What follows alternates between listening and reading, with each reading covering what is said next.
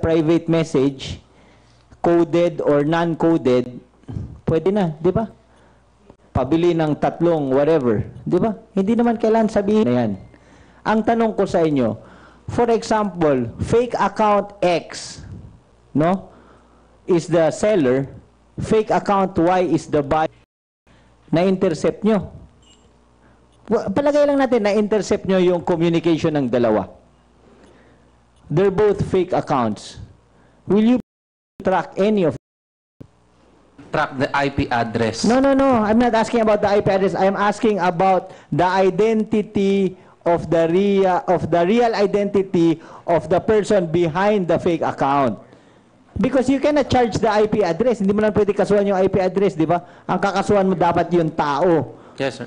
Yes, tinatanong ko kung kaya nyo bang huli i-identify yung totoong may-ari ng account ng fake account X at fake account Y. No, Mr. Chair. Okay. On that note, sana tulungan nyo kami, pati yung law enforcer, na sumulat sa committee or sa Congress na dahil dito, kailangan na natin ipagbawal yung mga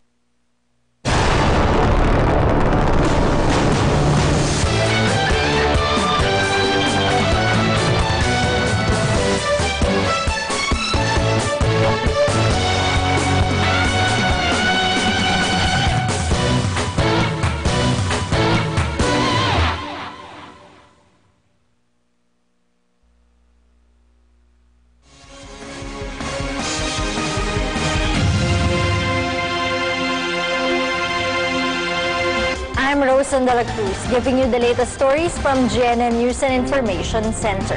Here are the news.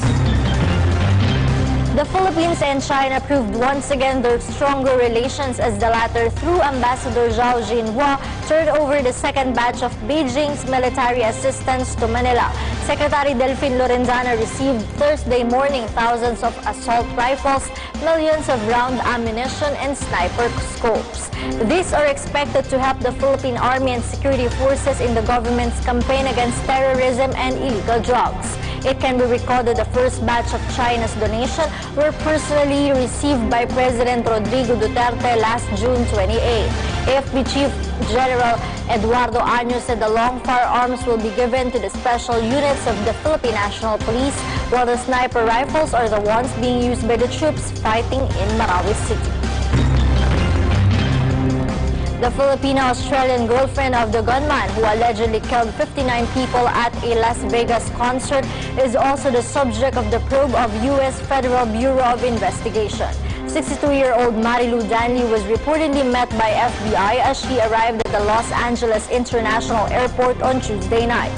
Meantime, the National Bureau of Investigation is digging deeper into reports that the suspect, Stephen Paddock, transferred $100,000 to Danley. It was confirmed by the Bureau of Immigration, or BI, that Danley left Manila on Tuesday via Philippine Airlines Flight 102 for Los Angeles, California. We are your voice for change. We'll keep on bringing you updates and latest stories. I'm Rosan de la Cruz. Thank you for watching.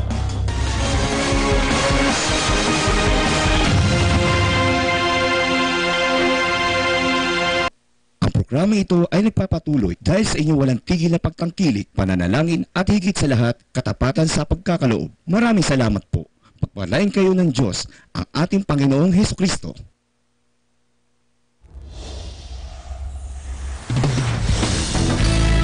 Jesus is our shield.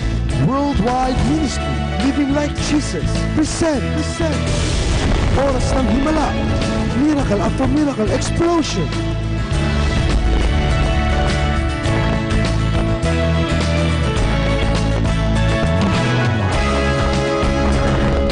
Prepare to meet your God.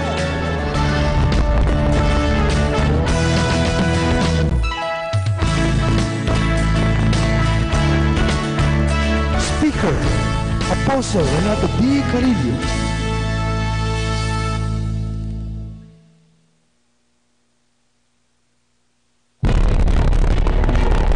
Commanding.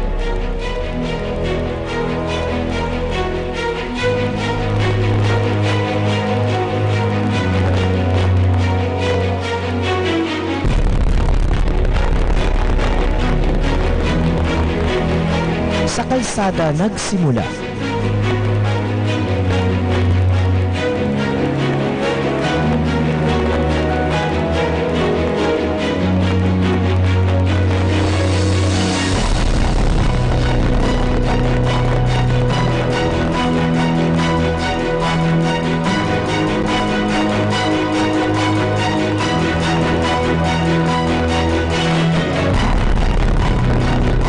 Umaganap sa buong bansa.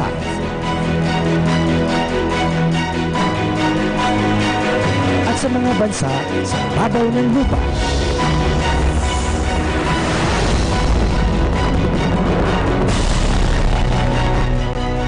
Walang patid ang pagsama ng Diyos sa ministeryo.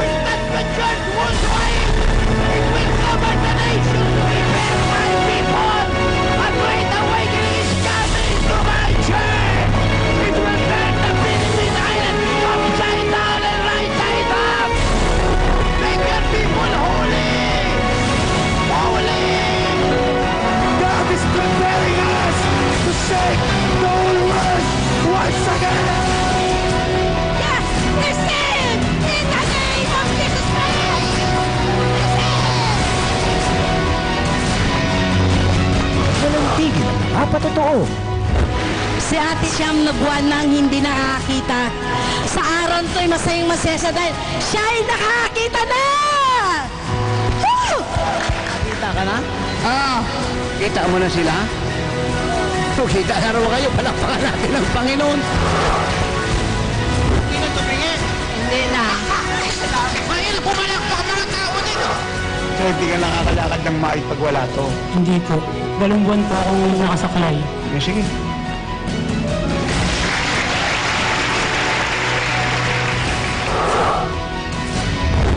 Kasi po siya, yung mula po nung ipinanganak ko siya, nagkaroon po siya ng parang bukol sa lalamunan niya. Ano nangyari ngayon? Ay, nakakapagsalita na po siya. Palakpakan po natin. Sige.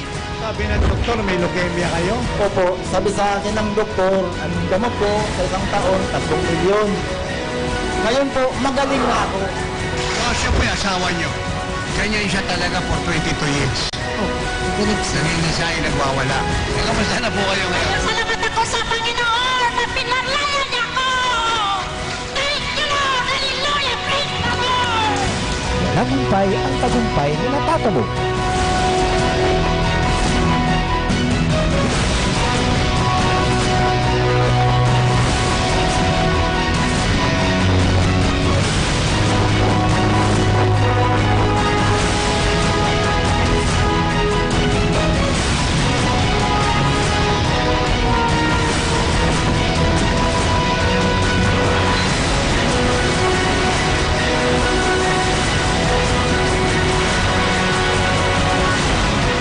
Paglago ay hindi maawat-awat.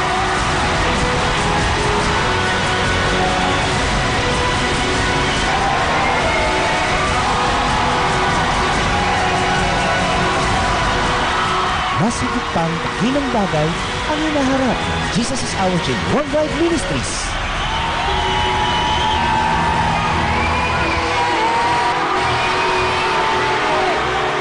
Sa lahat na nagbibigay na ang Diyos ay maranasan at magkaroon ng mas dakila at mas magandang kinabukasan. Kami po ay malugod na nag-aanyaya. Halina't makiisa at magsama sa gaganaping glorious, victorious, forever blessed, and the heralding 2018 Living Like Jesus Anniversary ng Jesus is Our King Worldwide Ministries na may tema, Our Future is Greater Than Our Past. Sa darating na October 14, 2017 from 2 to 7 p.m. sa Cuneta Astrodome, Pasay City.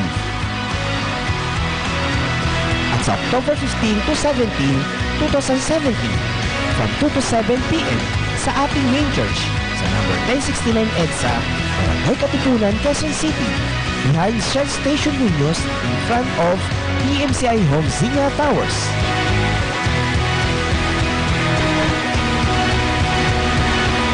Halina't dumalo at maranasan ang himala biyaya at pagpapala na hinanda ng Diyos para sa inyo. Ito po ay libreng gawain.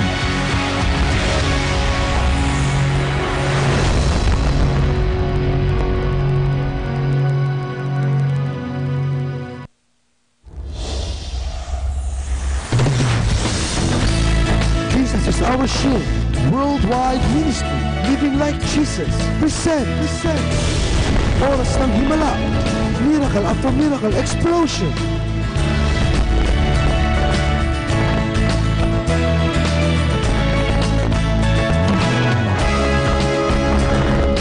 Prepare to meet your God.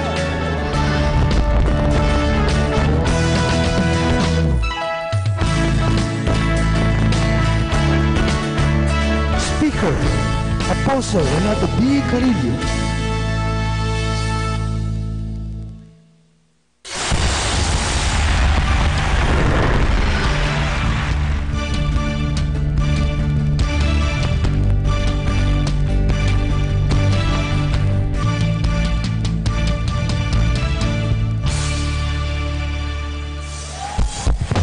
Let me hear the living like Jesus worshipers.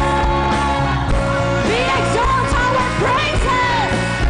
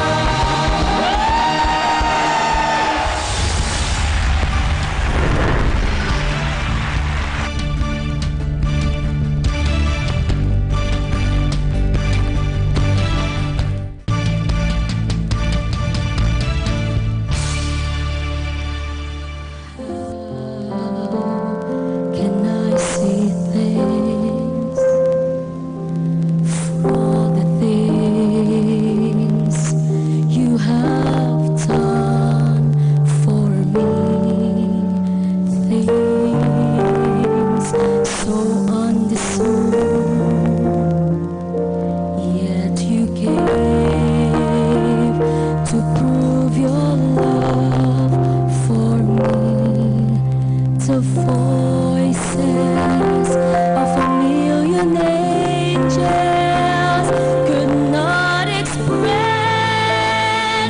my gratitude. All that I am and ever ought to be, I give it all to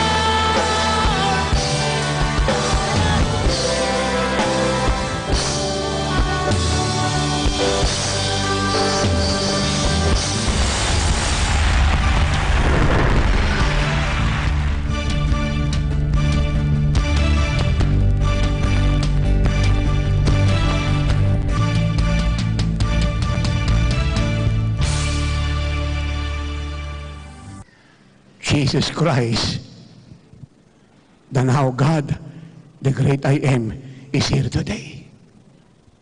Bakit siya nandito ngayon, man of God? Para pagalingin ang lahat na may sakit at karamdaman. Ay kung handa na po kayong maligtas, gumaling, lumayat, mapagpala, lahat po tayo tumayo.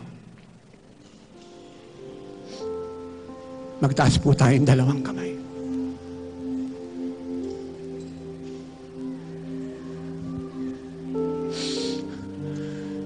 Pero bago ko po ipag-pray ang lahat ng may sakit at karamdaman at hindi palagtas sa lugar na ito, sa TV screen, sa website at sa radio set, taas niyo po ang inyong dalawang kamay. I want all of you to be filled with Jesus. Gaano kahalagang pag-siya sa mapuno ng Panginoon for you to become a Jesus woman and a Jesus man of God and women of God. I am a Jesus man of God. Nanay Ellen is a Jesus woman of God.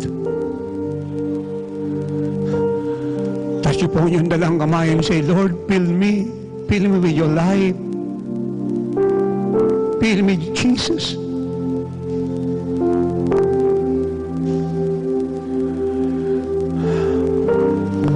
This is the gospel. Good news. Napakasimple.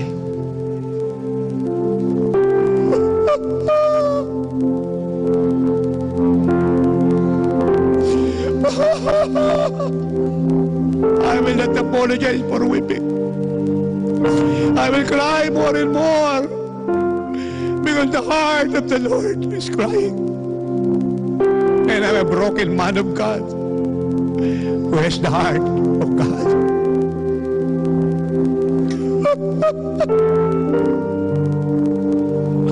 Cry out to the Lord if you want Jesus.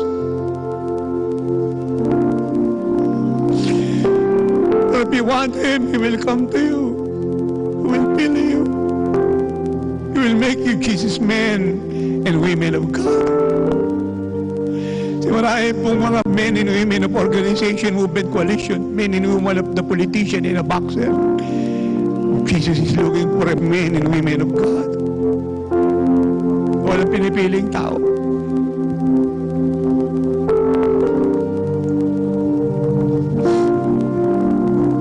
Minsan pag tayo po ay nag-follow up ng mga airing congregation, matitigas yung ulo, stubborn, puno ng lahing ang isip, at tayo po ay nakars sa cellphone.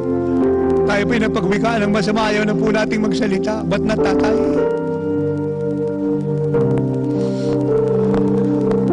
Because I know love destroys the works of the devil. There is power in love.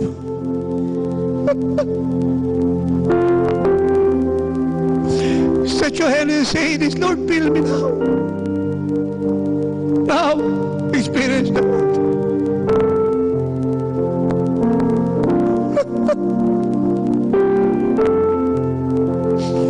Experience the Lord.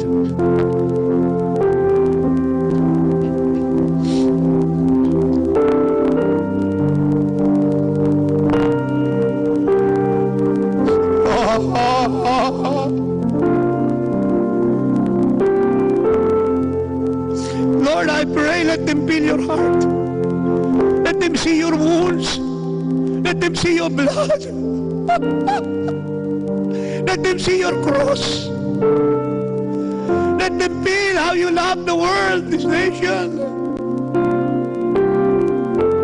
That they may know what love is all about, what ministry is all about, what a minister is all about, what service to God is all about.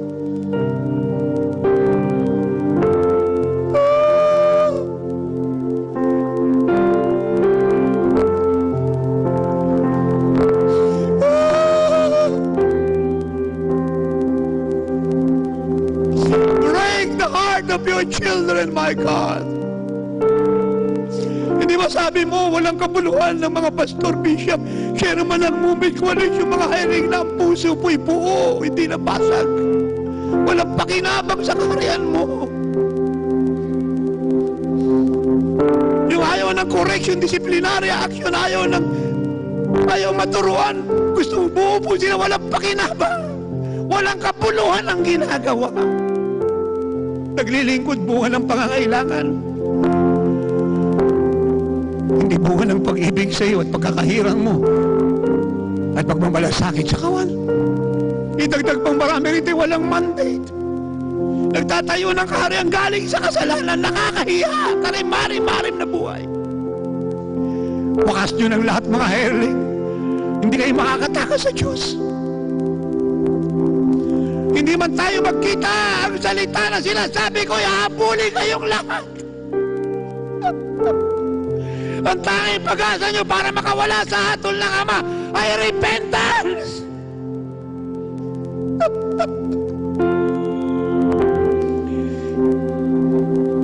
Kung hindi nyo siya gagawin, and then wait for the coming wrath. It will be poured out to you. At walang dapat sisihin ang pamilya nyo kundi kayo na nanloko sa kanila. At walang dapat sisihin ang kawan kundi kayo na nantaya sa kanila. Ay hindi sinabi ang katotohanan na matagal nilang alam, nilihim, tinago. Say, Lord, fill me. Make me like you, Lord. Give me your heart. Fill me, Lord, with your love. Make me like you.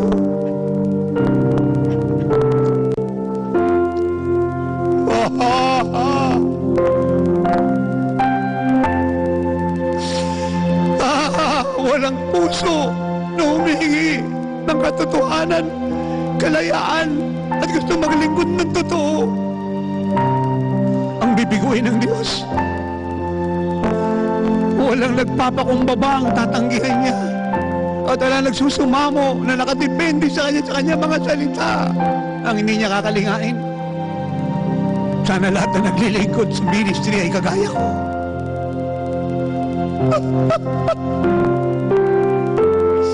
Na kung bakit tayo tayong kamangha-mga napakadakil at sobrang tagumpay, sobrang yaman ang ministeryong ito dahil pinatayo siya ng Diyos. Dito bunga ng pangangailangan at ambisyon at bunga ng dibisyon. At bunga ng kasakiman sa posisyon, sa pera at karangalang panlupa.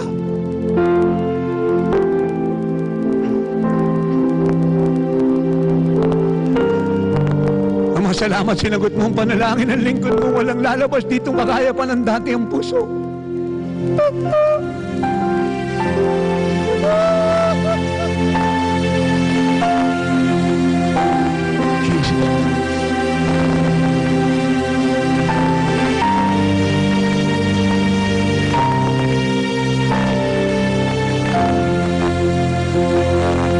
Mahaba ang Diyos, walang tigil na pinapalambot ang puso ng mga hinirang niya.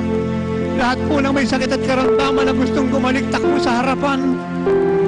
Lahat po ng hindi paligtas na gustong maligtas, takbo sa harapan. Kanina pa siya nagmamadaling pagalingin kayo.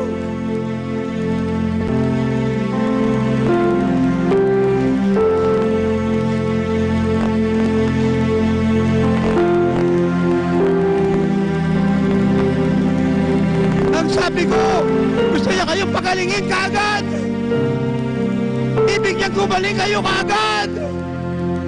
Kaya niya kayong pagalingin sa ano makaramdaman niyo kaagad.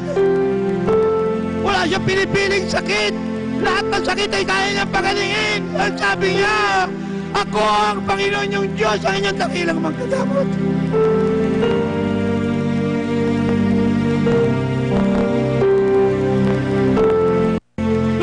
Niyo po ako, ibig niyang gumaling kayo ngayon kaagad. Ang sabi sa kitong inibig ko gumaling ka, Jay, gumaling kaagad.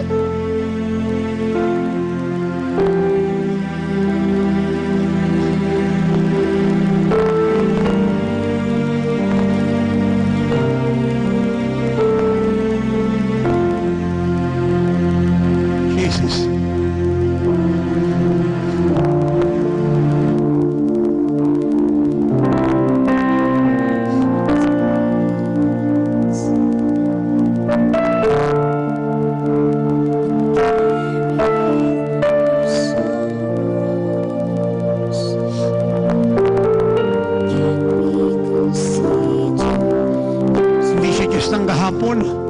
O Diyos ng kinabukasan, siya ang Diyos na ngayon.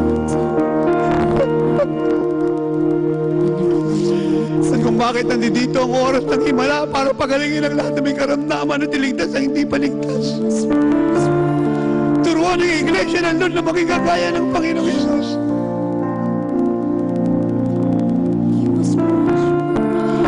Kung meron ako isang daang buhay, ibibigay ko sa Lord lahat.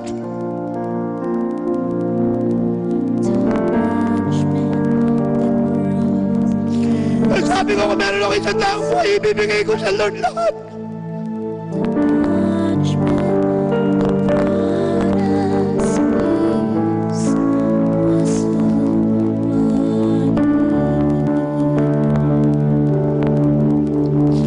Para makatalunan ng utang na loob sa kabutihan. Pero wala man ako isang taong buhay ito kahit sa isa kong buhay ay ubusin ko sa pagliligtas ng kaluluwa. Pagtuturo sa iglesia niya maging kagaya ng Panginoon Jesus. Nagawa ng bansang itong bansa ng Diyos.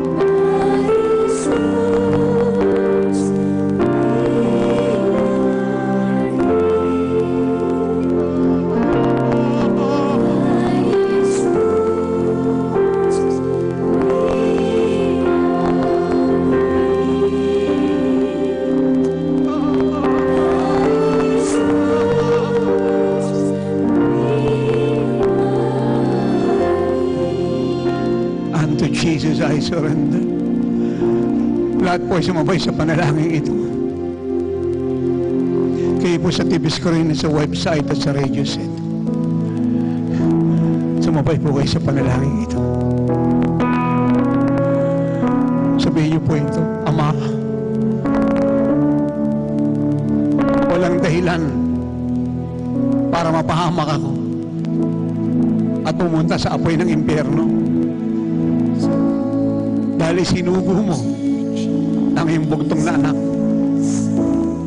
ang Panginoong Hesus, upang iligtas ako. Panginoong Jesucristo, salamat po sa pagiging makasalanan ko ay namatay ka para sa akin at nabuhay na maguli upang bigyan ako ng buhay na walang hanggan. Nagkasala po kung totoo sa iyo, sa isip, sa salita at sa gawa. Patawad po sa pagwawalang bahala ako sa iyong mga utos, pagkikibit balikat sa aking responsibilidad na sumunod sa iyo. Patawad po sa kakulangan ko ng panahon sa iyo para mahalin ka. Patawad po, minsan hindi ako tapat sa iyo, nagpapabaya. Patawad po sa aking mga sama ng loob kapag sa sarili, takot, pag-aalala, tampo, pagnanakaw ng ikapo, mga kaloob, hindi pagpipersprut, pag-aalinlangan, at pagbingi-bingihan sa utos mo na magsakripisyo para sa radyo, telebisyon at sa building mo. Patawad po sa aking mga tampo, kalayawan sa buhay, pagasta ng perang wala sa lugar, kawalan ng contentment sa buhay, at at paghahanap ng kaligayahan sa mundong ito na walang maibibigay kahit konti. Patawad po sa hindi pagpapakalalim ng pakikipagrelasyon sa iyo. Panginoong Hesus, iligtas mo po. Pumasok ka sa puso ko ngayon. Tinatanggap po kita bilang personal kong Diyos, tagapagligtas at Panginoon ng aking buhay. Pagharian mo po ako, pamahalaan, hugasan mo ako ng iyong banal na dugo. Tinanggap ko na po ang iyong pagpapatawad. At ako'y magpapatawad din. Pinapatawad ko na ngayon ang lahat ng sa akin ay nagkasala. Kung paano kinalimutan mo ang kasalanan ko, ay pinapatawad ko sila at kakalimutan ko na rin ang kasalanan nila. Sige po, patawarin niyo po yung mga tao kayo po yung naghinanakit at nagtampo. Hanggang may maalala po kayo, magpatawad po kayo. Buksan niyo po ang inyong mga labi. At habang kayo po'y nagpapatawad, kayo po'y gagaling. Ibig po niyang gumaling kayong lahat ngayon. Wala siyang pinipiling karamdaman. Lahat ng sakit ay kaya niyang pagaling. O sabi niya, ako ang Panginoon yung Diyos, ang inyong dakilang manggagamot. Wala na pong dadakila pang magagamot sa Panginoong Hesus. Yan na pong pinakadakila sa lahat.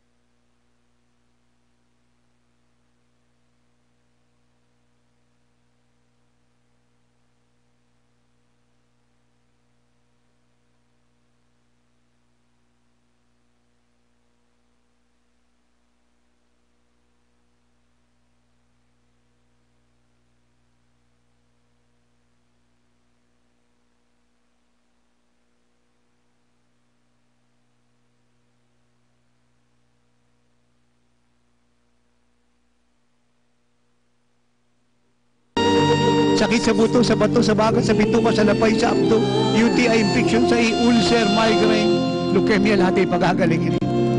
Nanawaan niyo po ako mga iniibig. Kung nakahanda na po kayong kumaligtas niyo po yung dalawang kamay. Magbukas na po kayo ng bibig at magpasalamat na po kayo sa Panginoon sa inyong po mga kagalingan.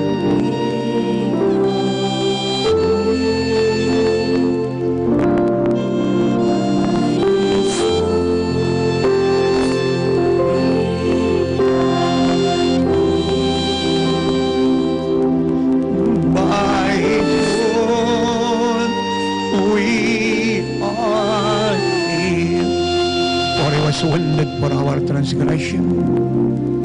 Sa inyo po ang inyong bibig, magpasalamat na po kayo sa inyong kagalingan.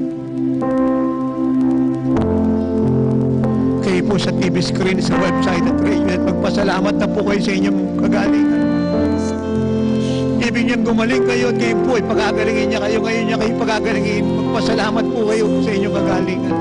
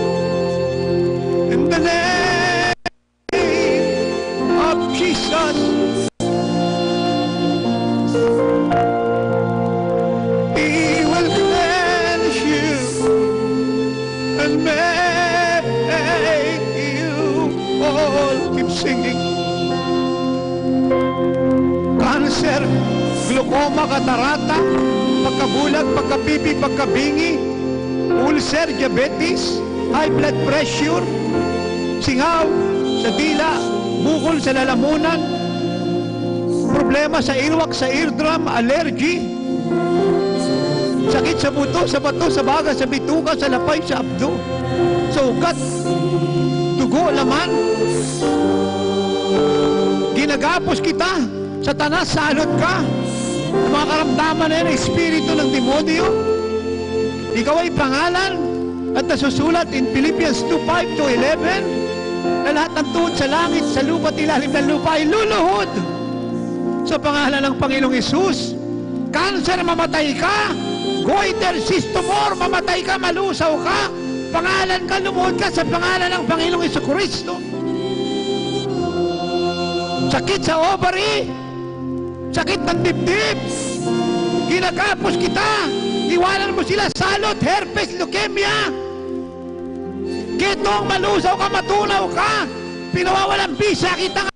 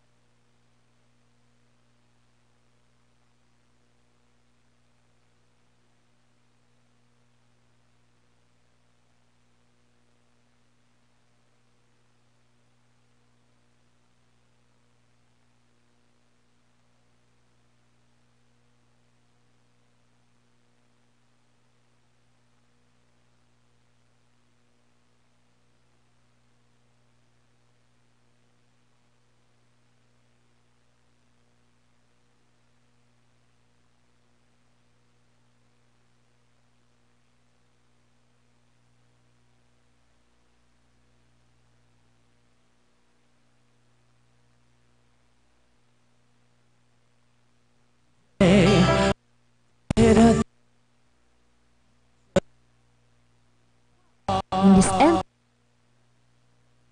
revival of the church.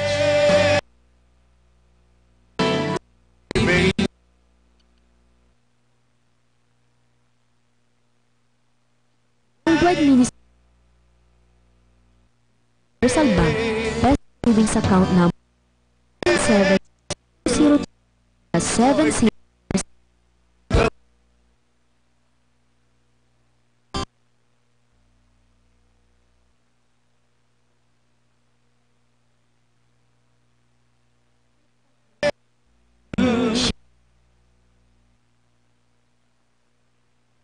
with the measure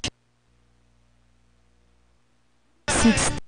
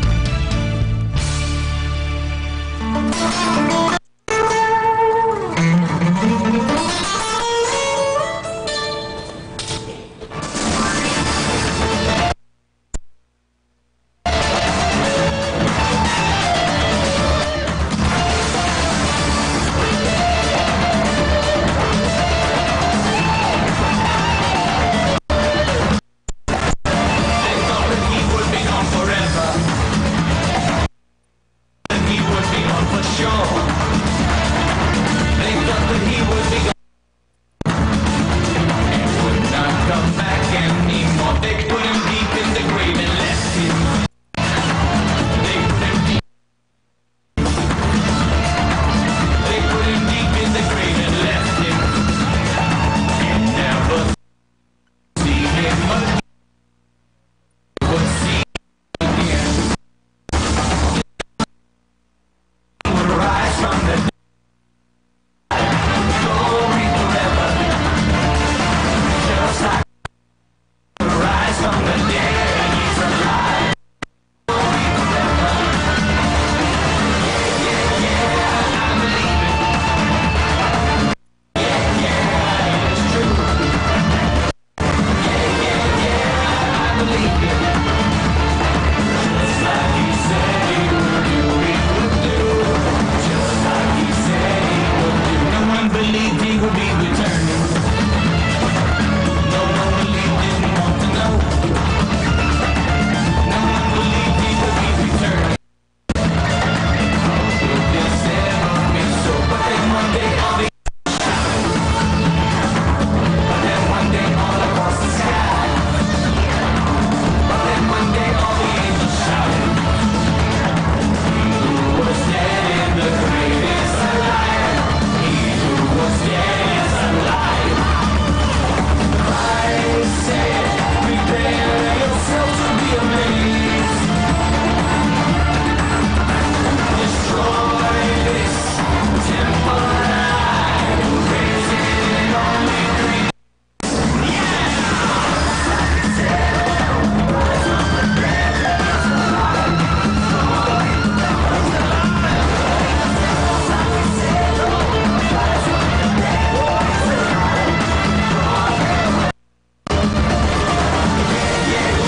I believe it. Yeah, yeah, yeah, it is true.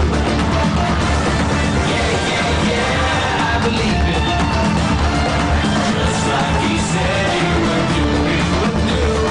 Just like he said he would do. Come on, come on.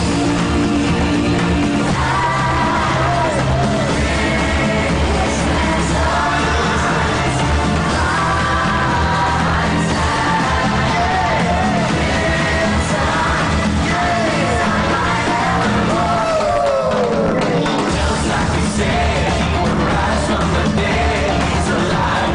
Glory forever. Just like he said he would rise from the dead, he's alive. Glory forever. Yeah, yeah, yeah, I believe it. Yeah, yeah, yeah, it is true. Yeah, yeah, yeah, I believe it. Just like he said he would do, he would do. Just like he said he would do.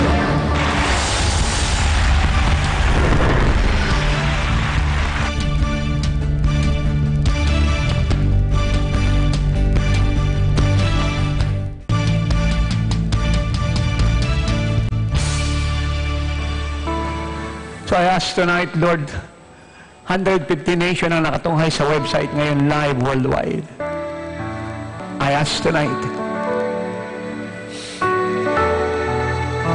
form your light in us. Alisin mo po ang church sa hypocrisy. Dalhin mo siya sa humility. Alisin mo po siya sa plataforma at programa. Dalhin mo siya sa practicing the presence of God. Alisin mo po siya, Ama, sa performance at performer sa stage. Dalhin mo siya sa hunger sa iyong kaluwalhatian. Alisin mo po ang church sa paghangat papuri ng tao at kamay ng politiko. Dalhin mo po siya, Ama, sa pagtapik mo sa kanilang mga buhay. At approval mo sa kanilang mga ginagawa. At alisin mo ang church, Ama, sa mere words by uttering that statement, the Lord bless you, and giving nothing to bless them. Bring your church into love and action. At alisin mo ang church sa knowledge at revelation at maraming schooling sa abroad. Dalhin mo po siya sa revelation at kamatayan sa sarili. Alisin mo po siya sa theological discussion at term at verses at argument at doctrine. Dalhin mo po siya sa obedience.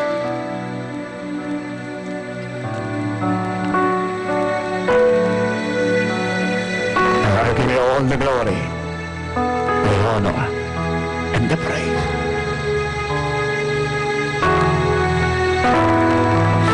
There's such a chance I see wave of His glory being released from heaven. Pilipinas, let me say this to you. Marami kang napapanood at napapakinggan. Pero mabuting alam mo kung sino ang totoong lingkod ng Diyos sa bansang ito. Kailangan maging clear sa iyong statement ko. Maraming nangangaral sa radyo, television at pulpito. Hindi mabilang. Pero dapat alam mo kung sino ang totoong man of God sa Pilipinas. At dapat mo ring maintindihan na ibang nangangaral sa man of God. At ito yung statement sa iyo ng man of God na totoo, Pilipinas. What's next after the flood? What's next after the flood? The tidal wave of God's glory will sweep the Philippine island. And miracle will take place everywhere. At makakalimutan mo, Pilipinas, ang nangyari sa iyo. Ng alamidad, sapagat ang gagawin ng Diyos sa iyo, Pilipinas, ay sobrang dakila na ano pa't hindi mo ito po pwedeng kaligtaan at ito ang maaalala mo. Tatabunan ito ang misery mo ng nakalipas na mga bagyo. And you will lift your hands, Philippine Island, and bless God. And you will declare how great is your God and how awesome is our God. No, the glory. No, your presence. And we, your temple, will give you reverence. So arise from your rest and be blessed by our praise that we glory in your embrace.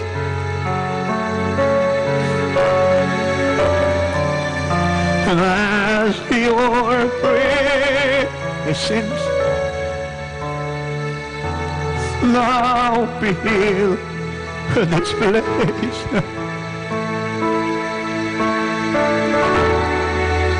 No, the glory. No, your presence.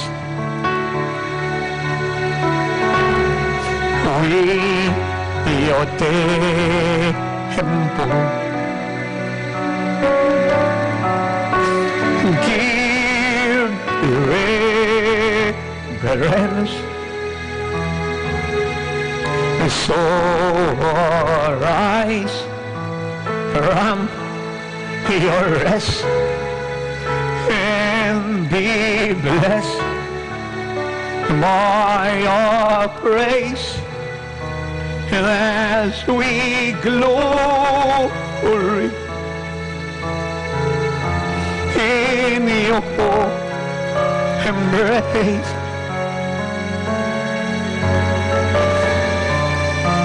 As your presence now fill this place. Sing it for our very, very soon. The Lord is here. Kung bakit kami may anniversary, because the Lord is here and He is with us. Ito po ay ika-20 taong anniversary ng Jesus Shield. At kami po ay naitayo, hindi dahil meron kaming gagawin sa Diyos. Kami po ay naitayo dahil may pinagagawa ang Diyos sa Kanyang lingkod. Ulitin po natin. Ang ministeryo po ito ay naitayo At napunta po tayo sa radyo, TV at sa buong mundo. Hindi dahil may gagawin po kami sa Diyos, kundi may pinagagawa ang Diyos sa amin. That is the difference. I was mandated by God to make this nation a living like Jesus' nation. And to bring the church to her freedom from her backsliding, to her maturity and perfection, to make her holy and redeem her from her worldliness. Dahil ito'y anibersaryo ng Diyos sa kanyang ministeryong siyang may-ari. Patanging dahilan kung bakit siya nandito dahil may pinagagawa ang Diyos. Ay normal na po ang himala. Andito po siya ngayon. At hindi lamang po yung mga libong taong nandito sa Cuneta Astrodome ang gagaling. Maging kayo po sa 150 nations sa website worldwide. Sa TV screen at radio ay gagaling din. Wala po kayong gagawin ngayon kundi lumabas sa inyong kinalalagyan and come to the front and receive your healing. Lahat po na nagpunta rito may sakit at karamdaman sa itaas, ibaba, gitna, kaliwa, kanan, nasaan man po kayo. Come and the Lord will heal you. So, arise from your rest and be blessed by your praise. And as we glory, come. Ang himala niyo po'y nag-aantay sa inyong lahat. Come. Malito po kagandahan sa doktor po'y may bayad. Ang gamot po'y may bayad. Ang check-up ay may bayad. Ang confinement sa hospital ay may bayad. Kay Jesus po, libre lahat. Yan po ang pag-ibig. Siya po'y walang bayad. Ang sabi ko, ang pag-ibig ay walang bayad. Ang sabi ko, ang pag-ibig ay walang bayad.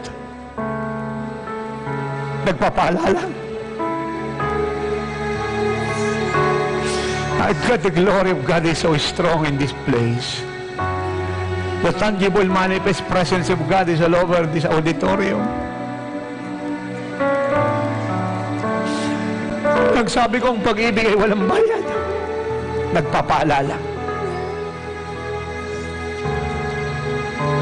So, arise from your rest and be blessed by your praise. And as we glory in your embrace,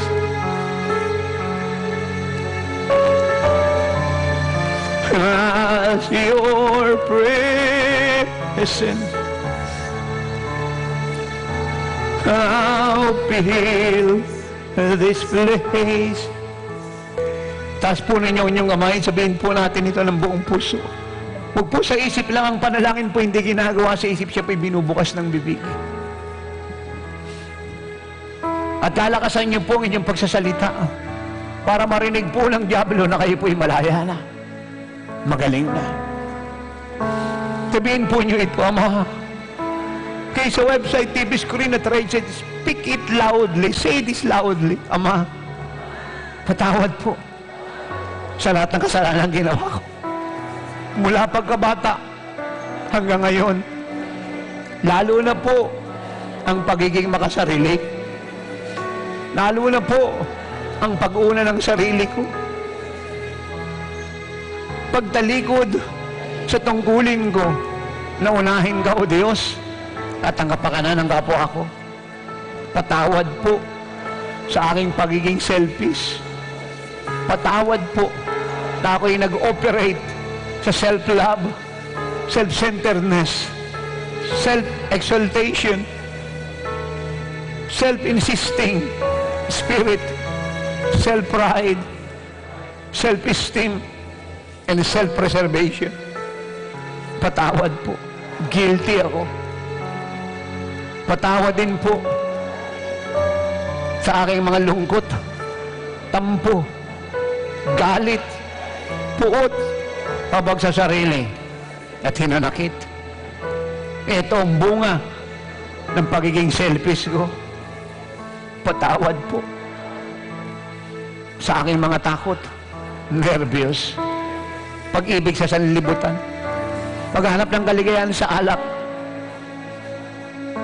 sugal, bawal na gamot, pornograpo, kahalayan ng mundong ito, at pagkapanatiko sa mga artista at boksingero. Imbis na ako'y maging panatik sa iyo, Panginoong Hesus, patawad po. Ang ini-endorse ko ay tao, hindi si Kristo na lumalang sa lahat ng tao. Kasama na ako. Patawad po sa paghahanap ko ng kasaganaan sa loto, sweepstake at sugal. Ito'y mali. Magbabago na po ako. Patawad po sa paghanap ko ng kalusugan, kagalingan sa albularyo, espiritista, psychic healer, pyramid healer, fake healer, faith healing na wala ang Diyos, mental telepathy, ESP, necromancy. Ito'y pagtawag sa patay, panalangin sa mga patay, at idolatry. Tinatakwil ko ang lahat ng ito. Ito po'y mali. Hindi ito tama. Ito'y kasalanang malaki. Magbabago na po ako. Panginoong Hesus, hindi ako pwedeng mabuhay nang wala ka. Kailangan kita. Pumasok ka sa puso ko. Tinatanggap na po kita bilang Diyos, Panginoon, tagapagligtas ng buhay ko. Maghari ka sa akin. Susunod ako sa iyo. Ngayon na. Hugasan mo ako ng iyong banal na dugo. Ngayon din, pati din mo ang kapangyarihan ng kasalanan na umaalipin sa akin. Buhayin mo ang espiritu ko. Gawin mo akong bagong nilalang. Panahanan mo ako. At mula ngayon, idideklara ko, ikaw ay sama sa akin. Dahil tinanggap na kita. Iingatan ko ang buhay mo. Magpapakabanal ako. Iiwalay sa sistema ng mundo. At maglilingkod sa iyo ng buong pag-ibig, buong lakas, buong puso, at pag-iisip. Alamat po sa kapatawaran ng aking mga kasalanan. At dahil ako'y pinatawad mo na, ay pinapatawad ko na rin ang mga tao na nagkasala sa akin. Lalakaran ko ang narinig kong aral ng lingkod mo. Ang pag-ibig ay nagpapatawad kaagad. At ako'y pag-ibig, kaya ako ay nagpapatawad kaagad. Sige, bubuksan niyo ang inyong mga bibig. Sa website, sa TV screen at radio set. Lahat po ng maalala niyong tao na kayo po'y may tampot, hinanakit, patawarin niyo po sila. Sabihin niyo po yung pangalan nila isa-isa. Sabihin niyo, pinatatawad ko na ang mga taong ito na ako'y may tampot, hinanakit. Sige po, banggitin niyo pangalan nila. Ang concern ko po, hindi lang kayo gumaling, kundi manatili kayong magaling. Marami na po akong pinanggalingan bago po ako nagpunta sa inyo rito. Ilang bansa na po't mga bayan ang dinalaw ko sa buong Pilipinas. Wala po siyang tigil na nagpapagaling. Kaya magpatawad po kayo. Ang issue po rito, hindi kagalingan, kundi ang issue rito, manatili kayong magaling at malusog. At ang pagpapatawad po, ang susi para manatili kayong malusog at magaling. Buksan niyo po ang inyong mga bibig. Lahat po ng maalala niyong tao, kayo po may tampot na ninakit, patawarin po natin. Sige po. God, the presence of God is so alive and so real in this place. Have you sensed the glory of God? It's so alive, so real. My whole being tremble. We are clothed with the glory of God in this place. God is awesome. Hindi po tayo pipigil ng sarili. When I walk in your midst, marami po sa inyo may lane. But I don't want in this hour, ang importante ngayon, kayo pong lahat ay gumaling. But the glory of God is so terrible and so awesome in this place. So, thank you, Jesus. Sige po, huwag po tayong magmadali. We are waiting for you. Buksan niyo po ang inyong bibig. Lahat po ng maalala niyong tao, kayo po yung may tamputin na nakit patawarin po ninyo. Magbulag ay makakakitang bingin, makakarinig ang pipi magsasalita. Ang hindi kaya ng Dr. Albularyo at tao, ay kayang-kaya ng Panginoong Jesucristo.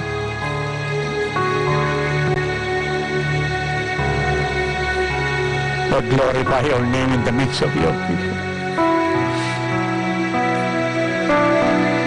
Ama, luwalhatiin mo ang Panginoong Jesucristo sa pamamagitan ng mga himalang gagawin niya ngayon. Kung sana lahat na may sakit sa website, TV screen at radio at sa lugar na ito'y pagagalingin niya lahat. That this nation and the world may know that He is the Savior forever. The Savior of their whole being, their totality, their entirety. And that they may know that He alone is their Savior, no one else. Tayo po'y nabubuhay sa panahon po ng supernatural. The Lord and I are ready to turn this nation upside down and right side up. Ay kung kayo po ay nasa fivefold at fellowship, alam mo mong pangalan ninyo at kayo po ay nagtatanong, paano ililigtas ni Jesus ang bansang ito? Ganito ito kagulo. Wala kasi kayong revelation eh. But let me help you. Isa lang pong paraan ang gagamitin ni Jesus to save this nation. Isang-isa lang. And that is to display His incredible power and glory.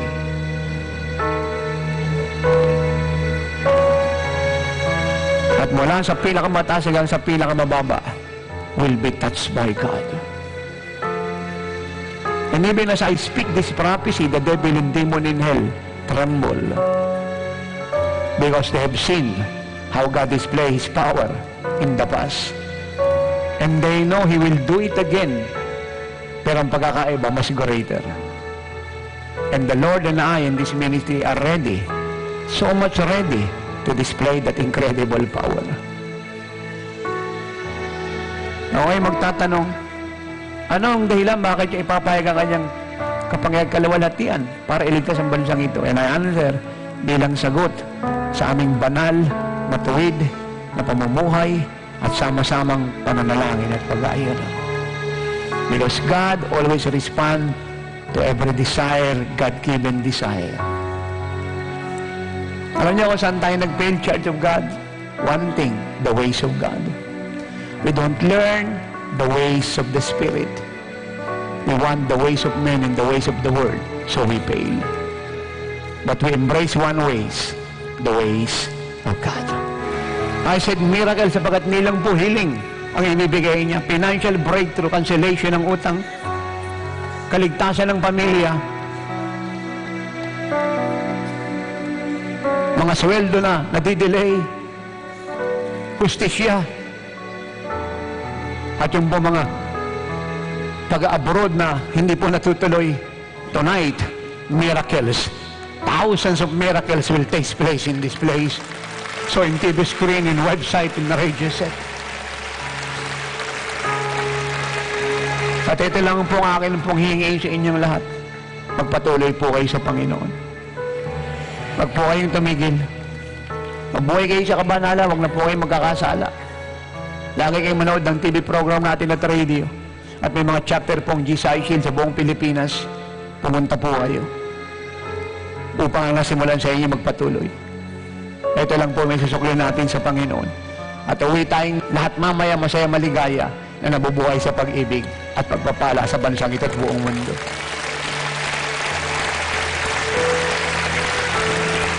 Sabihin po natin itong lahat, Lord Jesus, salamat po sa kagalingang tinanggap ko. Kalayaan, himala, kasaganaan, justisya, breakthrough sa negosyo, cancellation ng utang, at pag-abroad na na-delay. Sasakay na ako ng barko. Mag-a-abroad na ako. Wala nang delay. Inalis na ng Diyos. Kung naniniwala pa kayo, palakpakan natin si Jesus. Hindi lang po yan. Nakita ko po ngayon in the Spirit. Taas po rito, meron pong mga pananim. Ano man pong gulay yan, prutas, bigas, ano man pong lasing pananim. Taas po yung kamay. Taas po rito, may mga palaisdaan. Now, pag-uwi po ninyong lahat, wag po kayo magtakat magulat.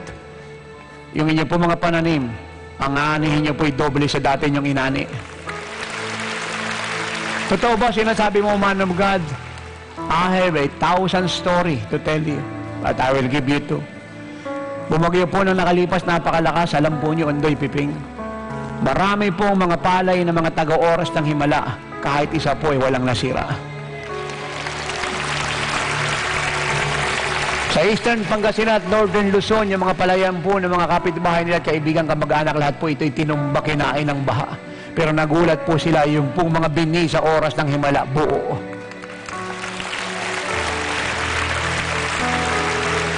At tumani po sila ng kulang-kulang 100 kaban sa kulang-kulang 1 hektaryang lupa. Malaki na po yung sakit na po ng bagyo.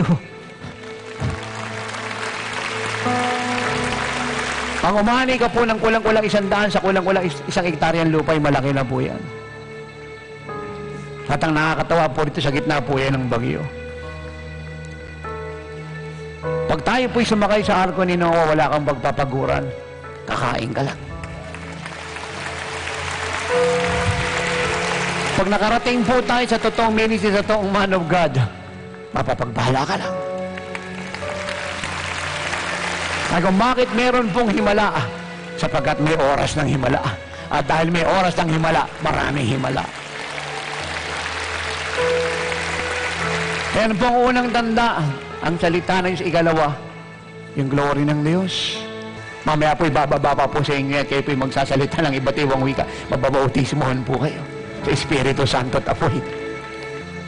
Espiritu ka ng pagkabulag, pagkabingi, retina, glaucoma, high blood, sinusitis, epilepsy, sakit sa buto, sa baga, sa bituka, mga bato sa bato, bato sa abdo, sakit sa atay, sa lapay, tumor, cyst, myoma, leukemia, pagkabao, pagkapipi, nervyos, takot, pag-aalala, pangamba. Espiritu ka ng kalasawang, kabaklaan, katomboyan, addiction sa pornografo, sa alak, sigarilyo, sugal, mga bawal na gamot. Ginagapos kita, familiar demon, suppressing demon. My God, the glory of God is so heavy in this place. Huwag ka nang babalik sa tanas, espiritu ka ng pagka-paralyze, sakit sa puso. Aalis ka ngayon din, stiff neck problem. Mga baldadong kamay at paa, mga likong mga braso, mga dugo na hindi nagpa-function, inutusan kita gumalaw ka, mga ugat na naipit. Migraine, I rebuke you. At hindi ka na babalik sa tanas. You will obey my voice because I am declaring this in Jesus' name. The God of Abraham, Isaac, and Jacob who defeat you at the cross and give us power to rule upon you and to tread upon you.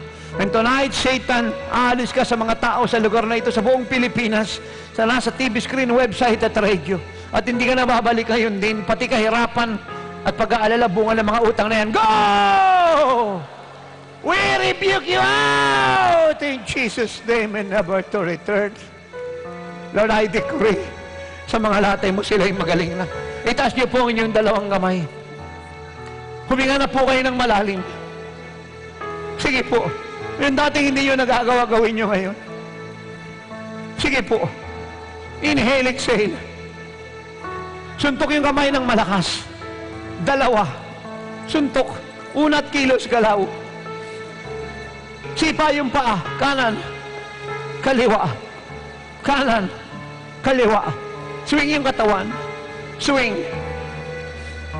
Kung kayo po'y buntis at nagdadalang tao at bagong opera, huwag kayong tatalon. Pero kung hindi kayo buntis at hindi nagdadalang tao at hindi kayo bagong opera, kaya niyong tumalon, talon. Lukso. Now, alisin niyo po lahat yung salamin niyo ngayon, sabay-sabay, mabilis. Tanggalin niyo po mga salamin niyo. I-corrupt niyo po yung mga mata ngayon. Corrupt. Corrupt. I-corrupt yung mga mata. Sige po, corrupt. Sige po. Iikot po yung katawan, swing. Gumalaw po kayo, kumilos po kayo. Ang pananampalataya po ay merong action, may gawa. And because of that faith in action, sorry, your miracle will come to you.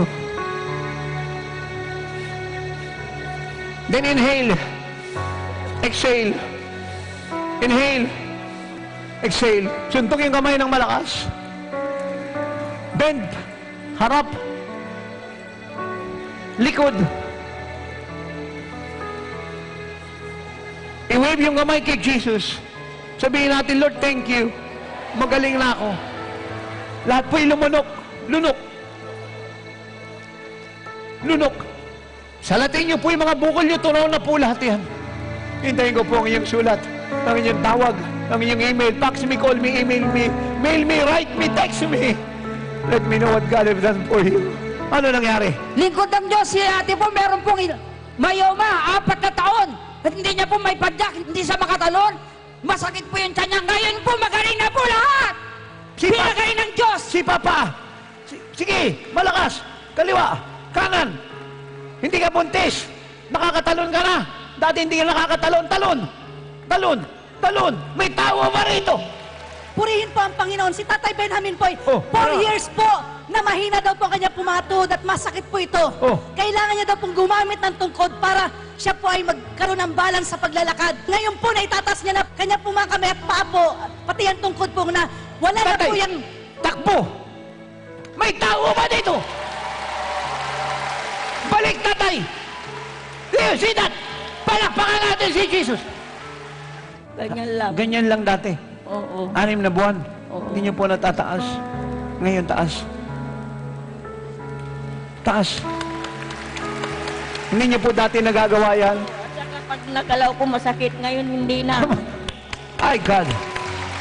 Thank you, Jesus. Thank you, Jesus. Si Nanay Lourdes po ay napakarami pong sakit. Yung mga braso at kamay niya daw po, yung mga buto, para daw po may mga pilay at napakakirot. Pati po yung kanya pong balakang. Meron din po siyang sakit sa puso. Ito daw po'y barado. At 10 taon na malabo ang mata niya, 10 taon din po na mahina ang kanyang pandinig. At lagi daw pong kumikirot ang kanya pong mga noo o ulo. Pero po ngayon, lahat po yan ay pinagaling na po ng Diyos. Kumusta na po yung mata niyo, nanay?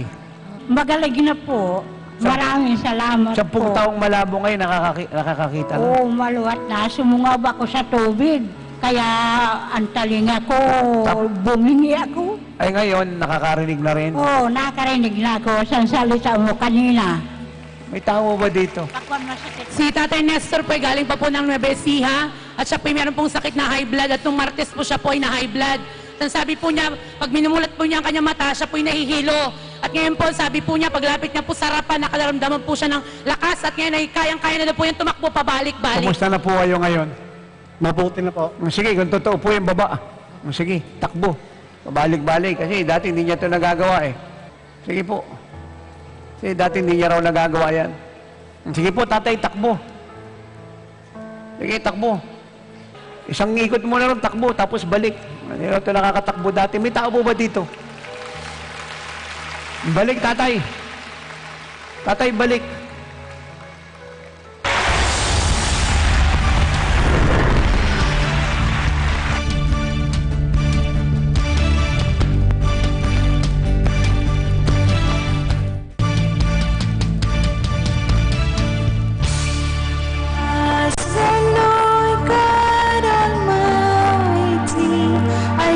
A man of God, I chose a man of God, building me a true and perfect church who will love me eternally.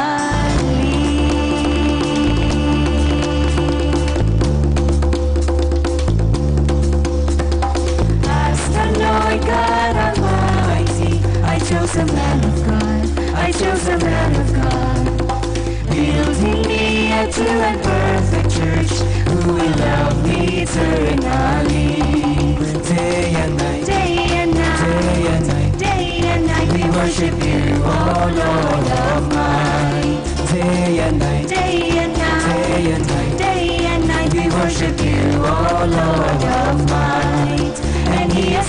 establishes and makes a chosen ministry of praise in the earth. And he establishes and makes a chosen ministry of praise in the earth.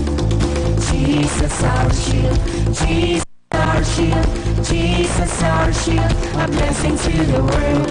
Jesus our shield, Jesus our shield, Jesus our shield, a blessing to the world. He had made you a chosen.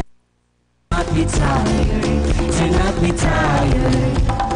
As the walls of Jerusalem, you shall never cease to pray. Day and night, day and night, day and night, day and night. We are the watchmen on your walls. Day and night, day and night, day and night, day and night. We are the watchmen on your walls. And he establishes and makes a chosen ministry of praise in the earth. And he establishes and makes a chosen ministry of praise in the earth.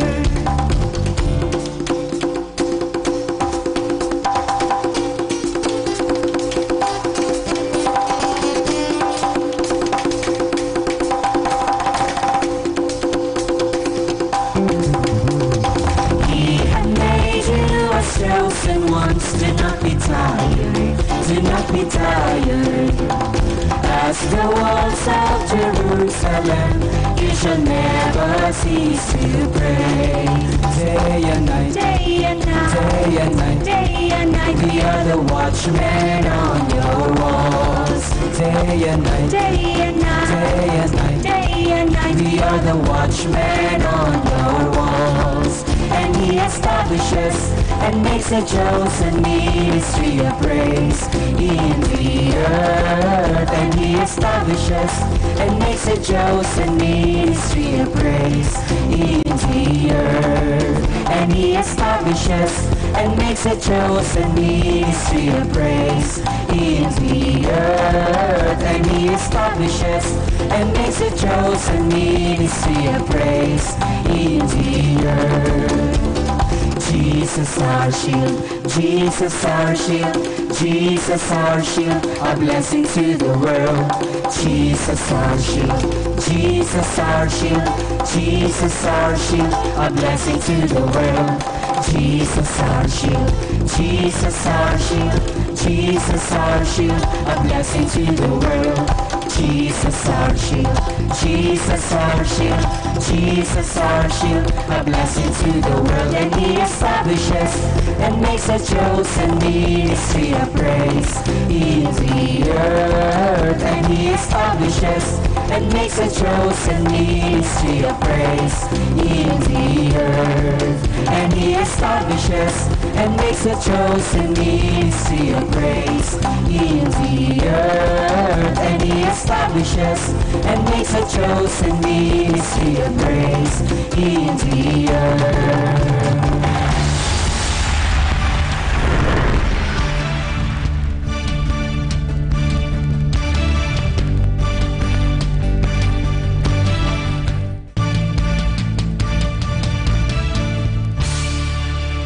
Blessing Testimonies.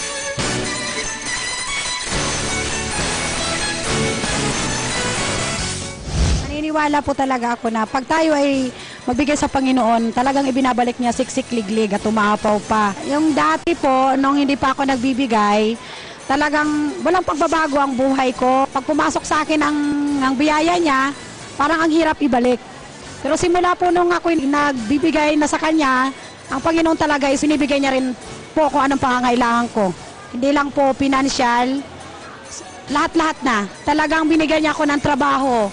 Yun po ang aking kahilingan sa Kanya talaga noon, na talagang bigyan niya ako ng trabaho at ito po ay pinagkaloob niya. Hinihikayat ko po kayo mga kapatira na talagang magbigay tayo sa Kanya, huwag tayo magatubiling magbigay kasi alam ng Diyos na kung anong ating pangangailangan at alam din ng Panginoon na kung ano yung ating nasa puso, yun din ang Kanyang ibabalik sa atin. Huwag tayo magdalawang isip magbigay sa Kanya. Alam niyo po, ang aking pong pagtuturo at pangangaral, pag-ayon at pananalangin, paglilingkod sa Diyos na mabuti sa lahat na naglitas ng buhay ko at nating lahat ay libre po.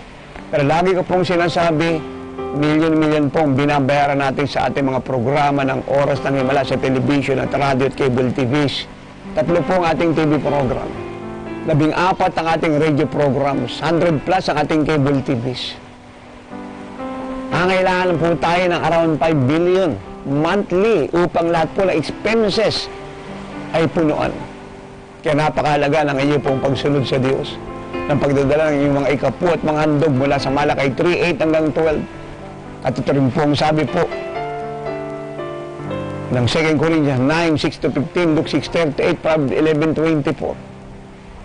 Napakahalaga ng inyong pong pledge at vow sa television at radio programs po natin. Paulit-ulit. Napaka-importante. Ganyan pong baon ng ministry. Wala pong bayad ang lahat ng kagalingan ninyo. Libre po yun. Hindi po nagpapabayad ang lingkod ng Diyos.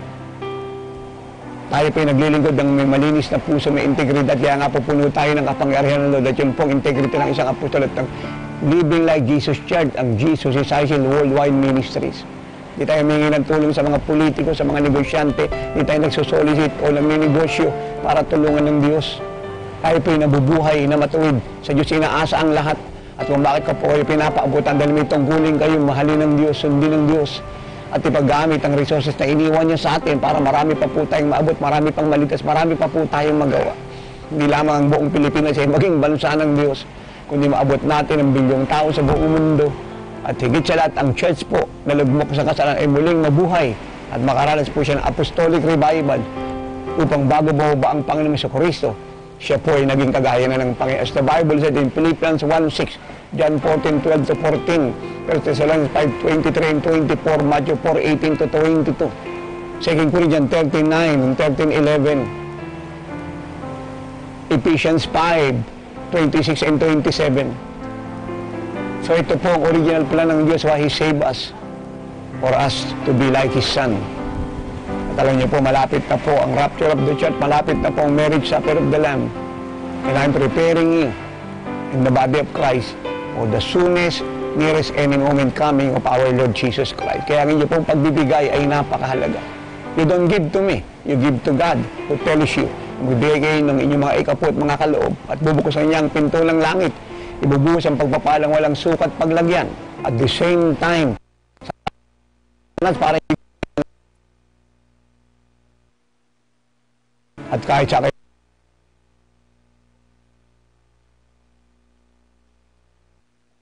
iwan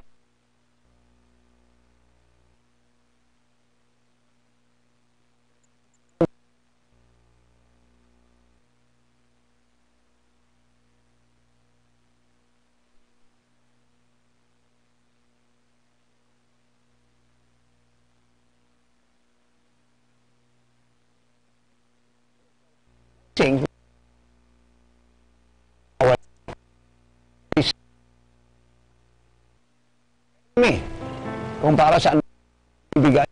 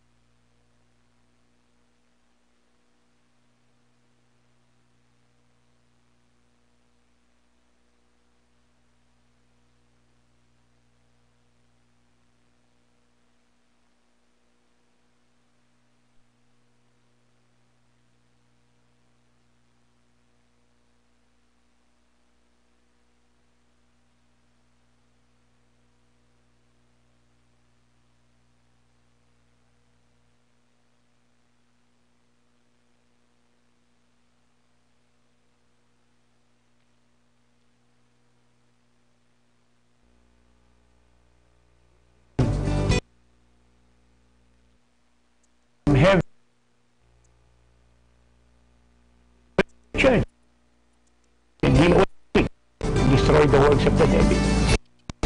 Kapag niyo po nga kalimutan, ang ating bigay na sama-sama, Dario, si Jesus Isagil na kanyang 28 taong nakatayo ng living na naging pagpapabuhay ninyo sa church, sa buong mundo, at sa buong kaya ako po nagpapasalamat in advance sa inyo pong pagbibigay. You can call us, text us, email us para ipaabot ang inyo pong ibinigay sa ating anniversary. Bagamat karagdagan ninyong kaloob dahil kayo po imipilit sa TV, radio, mission, at kahit pa kayo, remember this.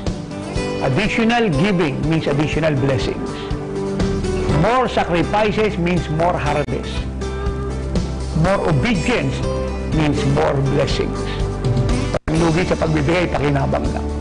Again, thank you for giving to the Lord. So expect your presence with your family, church member, neighbor, schoolmate, workmate, relatives, at lahat po ng gusto niyong dalhin. Admission is free sa Cuneta Astrodome onto EDSA. So the Lord be with you as you go. And I pronounce the blessings of God be with you always, that you overflow as you give generously to God's anniversary. Receive it now, the blessings of God. You and overflow. And all God's people say, and amen.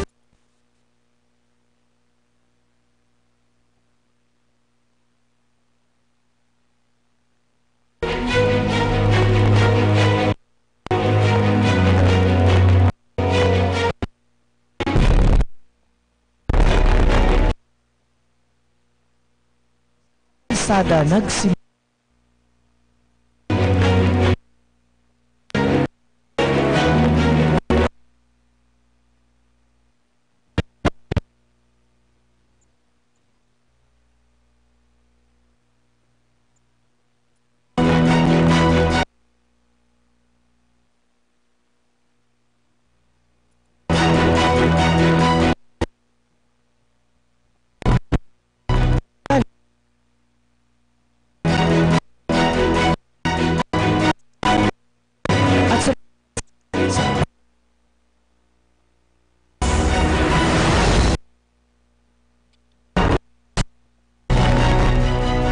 Walang patid ang pag-stelyo.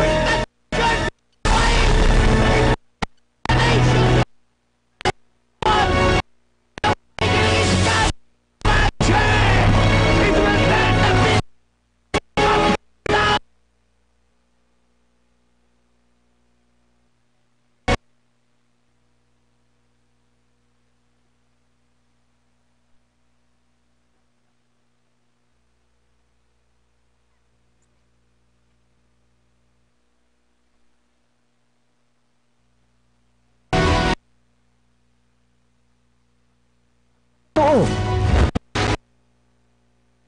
Na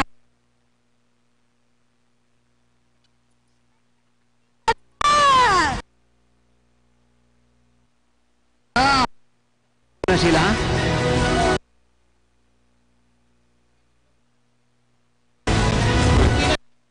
Hindi na. Mahil, pumalakpak mga tao dito. So hindi ka nakakalakad ng mais pag wala to. Hindi po. 8 buwan po akong nakasaklay. Sige.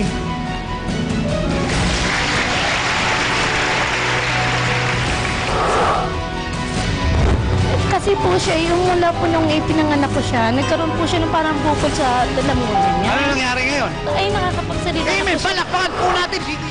Sabi ng doktor, may leukemia kayo? Opo, sabi sa akin ng doktor, anong gamot po sa isang taon, 3 milyon. Ngayon po, magaling na ako. Oh, siya po yung asawa niyo. Ganyan siya talaga for 22 years. Oh, kulit sa ninisay nagwawala. Kamusta na po kayo ngayon? Salamat ako sa Panginoon na pinarlaya niya ako! Thank you, Lord! Hallelujah! Praise the Lord! Tagumpay ang tagumpay na natatamo.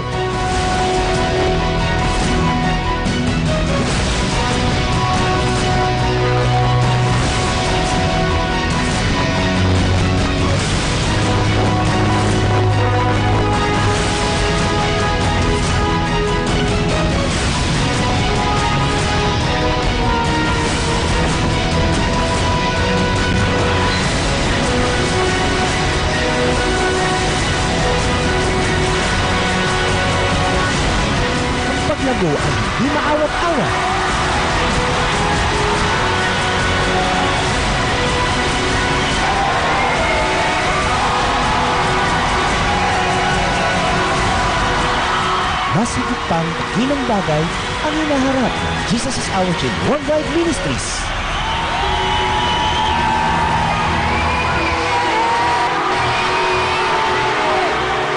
Sa lahat na nagliliti na ang Diyos ay maranasan at magkaroon ng mas dakila at mas magandang kinabukasan.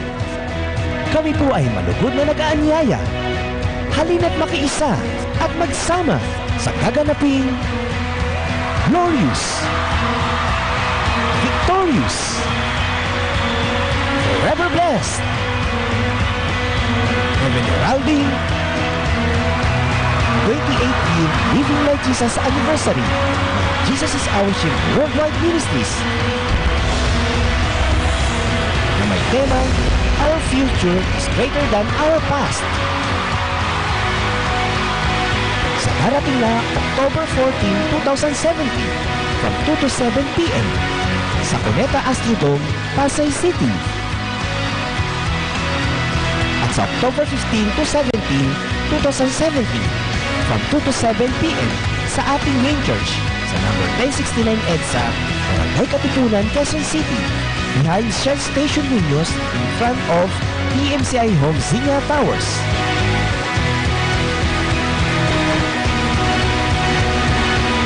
Halina't dumalo at maranasan ang himala, biyaya at pagpapala na hinanda ng Diyos para sa inyo.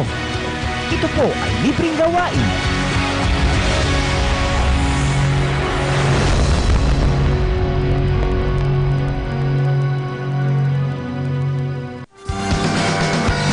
Tunay ang paggalakang sa iyo. Ang biyaya at pagpapala ng Diyos ay matatamo. Ang nililiting himala ay mararanasan mo. Kumusta na yung mata ng dalawa? Salamat kay Jesus. Malinaw na po. Malinaw na? Oh, malinaw na. At saka makaririnig na ako. Salamat po. Ano, paano dati? Ngayon. Ganon lang? Ha? Gaano katagal na ganon? Mga ano na, 10 taon na. 10 taon? Ano daw pong sakit yun? Rayuma. Rayuma. Grabe rayuma. Ano, para ka ng tuod. Eh ngayon, sige, takbo.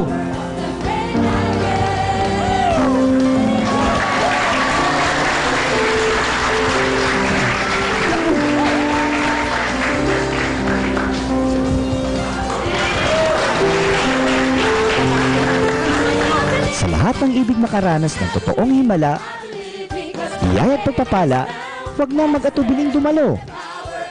Sa oras ng himala, Miracle After Miracle Explosion na may temang The Miracles of Jesus Christ.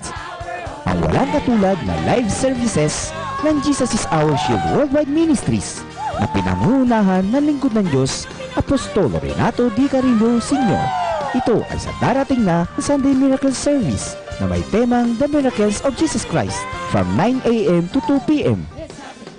Maging ang walang katulad na gawain ng mga kabataan, ang Living Like Jesus Youth Conference from 3 to 6 p.m.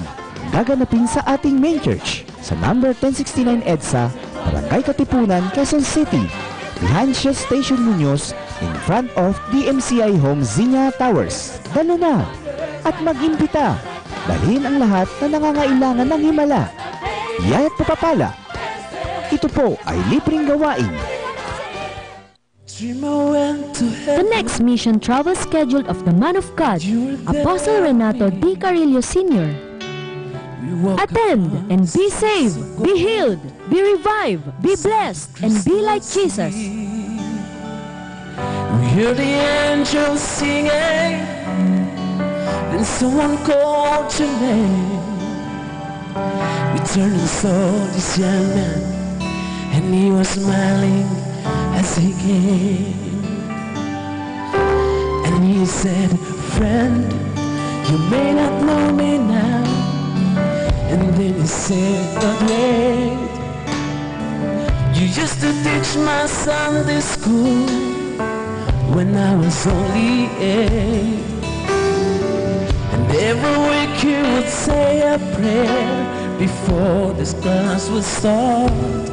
And one day, when you said that prayer, I asked Jesus in my Have your part in this end-time harvest of souls and apostolic revival of the church. Thank you for giving to the Lord.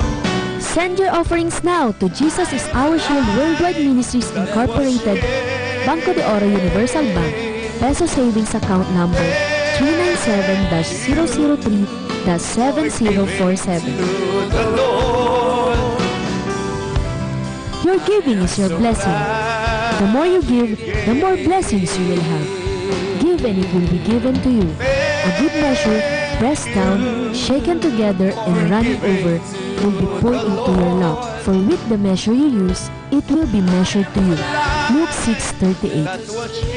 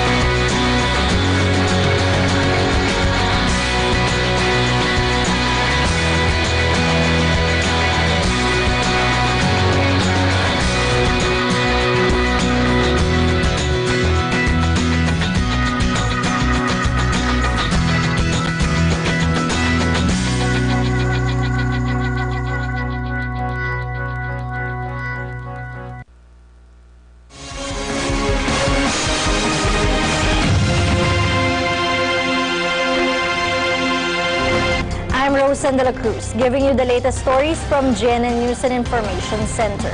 Here are the news.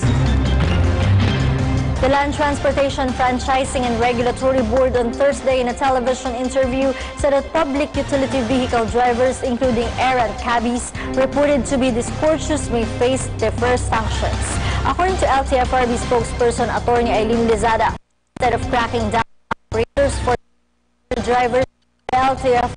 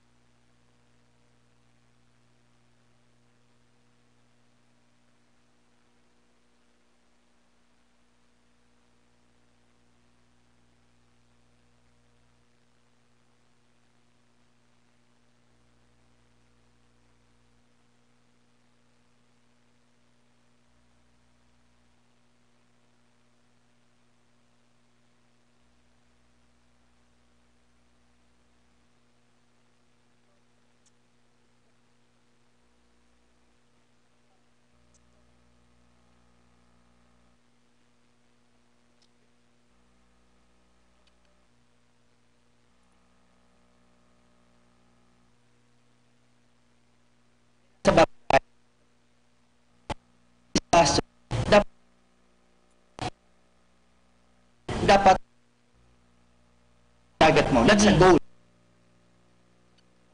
Goal casualty to zero death. Before zero casualty to hospitality. So yan po ang tinatawag na climate disaster resilience. Sir, di ba alam natin ang climate change, pwede ba mapigilan yan? Yeah, you cannot. You cannot, Yeah. di ba? The climate change threat is a security. That's ang threat growing and so it cannot be stopped by kahit mayaman. So ang mayaman because business sila very silang they're not knowledgeable, not capacitated. So talagang bagsak talaga siya. Gaano ka vulnerable ang let's say community ngayon dito pagdating sa climate change? Siyempre bawat area iba-iba din ang level ng kahinaan yan at ng mga risk pagdating sa climate That's change. Right. Yung tingnan natin ang Pilipinas, napaka we have 1,000 LGUs from ridge to river to reef. Pag siyempre, kapag coastal kayo, most vulnerable because of the storm surge and sea level rise. So one of the most yung adaptation and mitigation activities, yung planting of mangroves. That is a food sustainability and the protection of storm surges and sea level.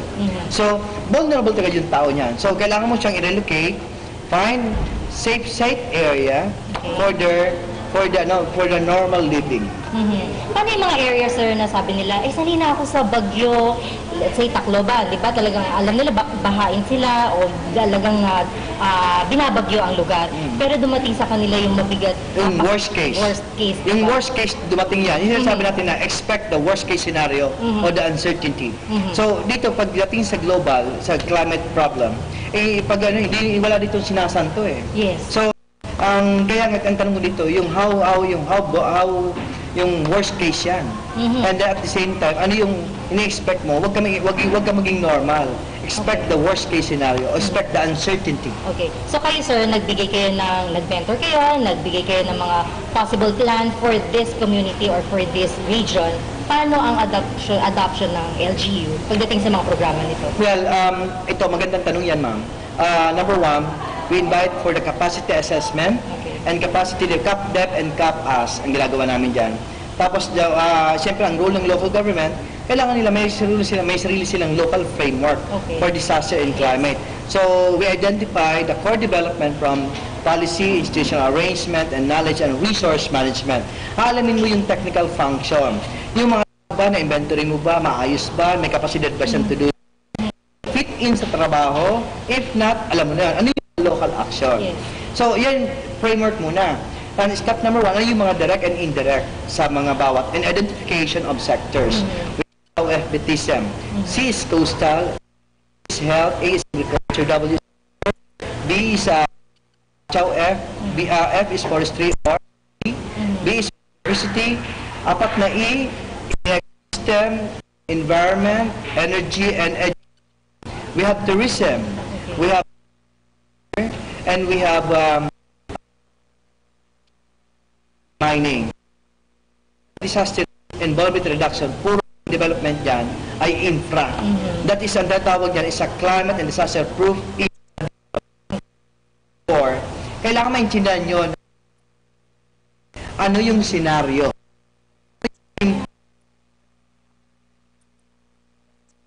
Ano yung na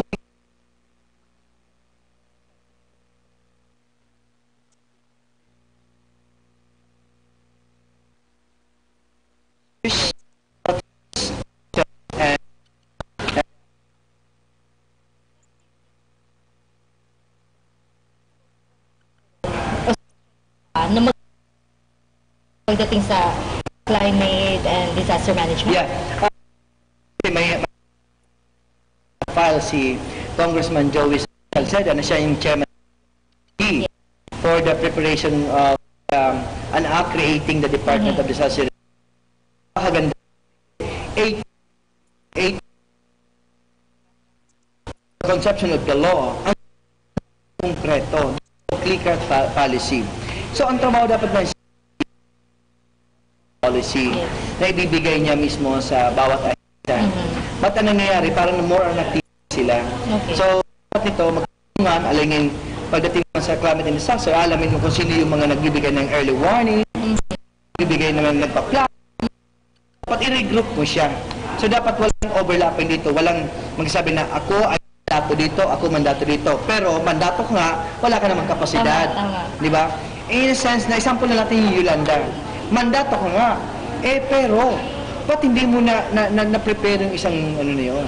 So, there's a pwede kang balikan doon. So, ang gagawin natin dito, we're tawag ito, building better forward. Not building back better. Dapat build better forward.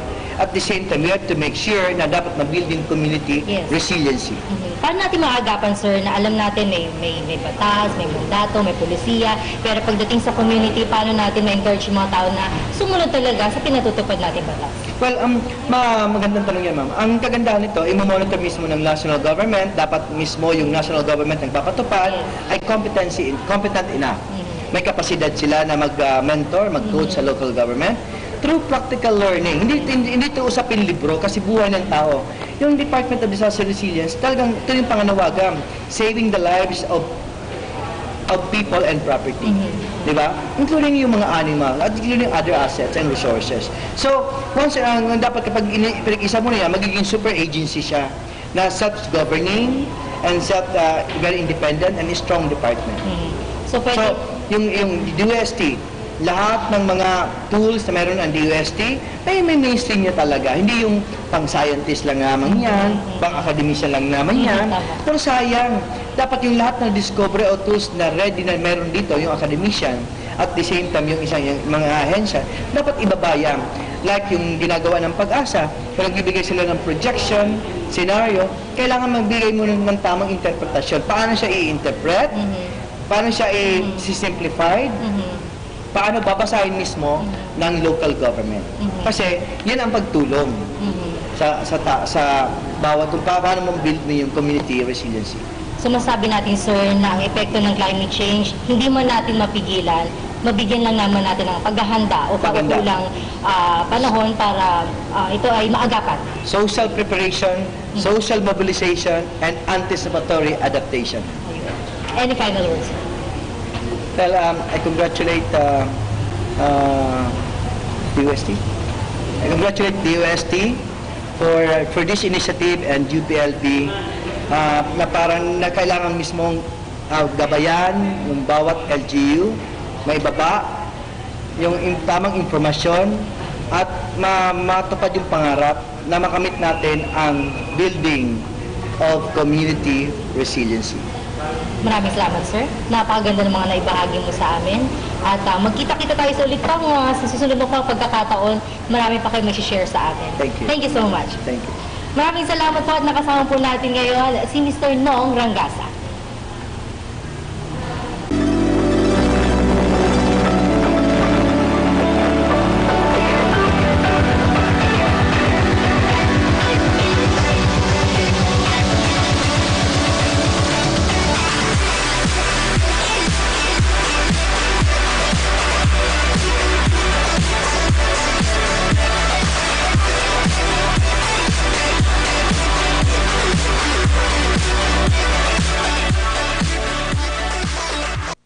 Isa pa sa mga delikadong pwede nating maranasan ay ang landslide o ang pagguho ng lupa.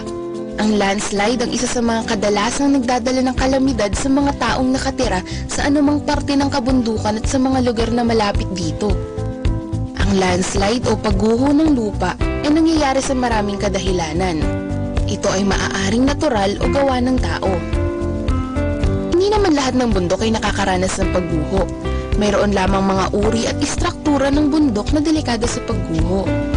Kapag ang kabundukan ay steep o matarik, mataas ang posibilidad ng landslide sapagkat ang lupa ay mabilis mahila ng puwersa ng gravity. Kapag ang bundok naman ay nagpapakita ng mga pagbibitak-bitak o hindi pantay-pantay na uka, ito ay delikado sa landslide. Ang pundasyon ng bundok ay hindi matibay kaya't maaari itong gumuho lalo na kung malakas ang ulan o lumindol. Delikado Limitado rin sa pagguho ng lupa ang mga istruktura ng bundok na may malaking parte ng uka ng lupa sa ilalim na parte nito.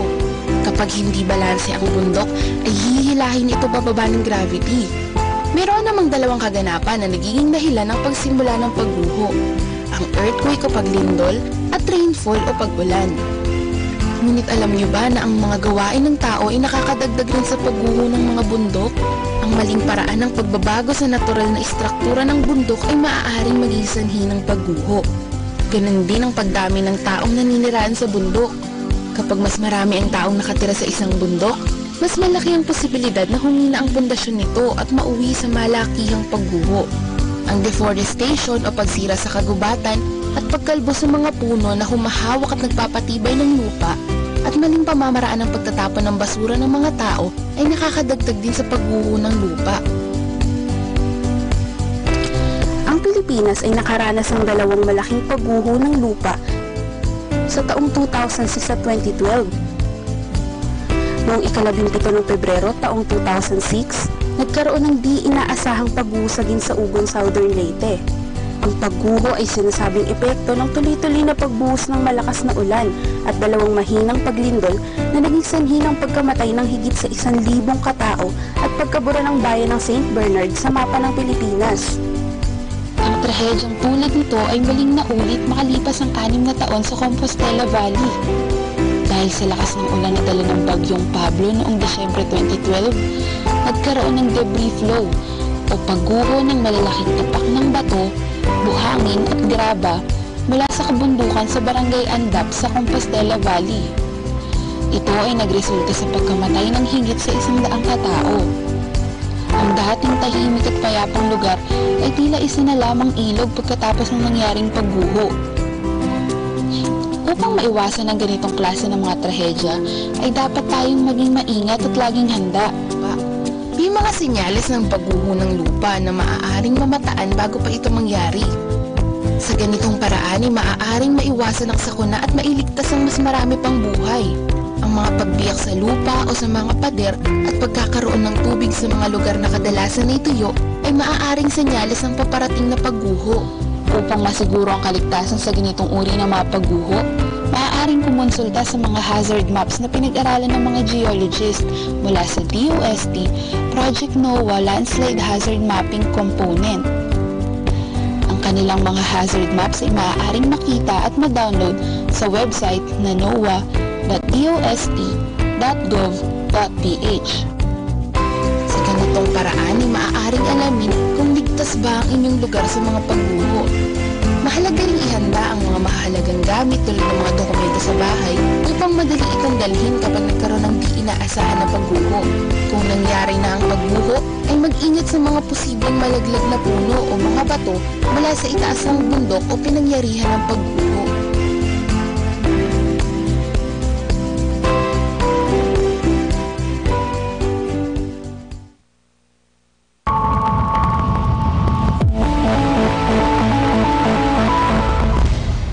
Magandang araw po sa lahat ng ating mga kababayan at narito na ulit ang latest mula dito sa Pag-asa ngayong araw po ng Thursday. Meron tayong minomonitor na low pressure area at kanina base po sa ating latest analysis, huling namata ng sentro nito dito po sa vicinity ng Natonin Mount Province at patuloy po itong weather disturbance na ito ay patuloy na nakakaapekto dito po sa Northern Luzon maging sa ilang bahagi ho ng Central Luzon na nagbibigay ng mga pagulan maging ang mga pagkidlat, pagkulog at kumisan po ay may kalakasan din ng konti ng hangin. Samantala, meron din po tayong nakikitang localized wind convergence ay yung pagsasalubungan po ng hangin na cause po ng pagkabuo ng makakapal na kaulapan ng convective clouds at maaaring makabuo ng thunderstorms na siya pong nararanasan sa Metro Manila at sa mga karatig probinsya po nito. Kaya advice po natin na patuloy po tayong mag-uptabay sa mga updates na ipapalabas ng Pag-asa, especially po yung thunderstorm advisory so kaya naman kung merong heavy rainfall warning, pinupost po natin ito sa ating website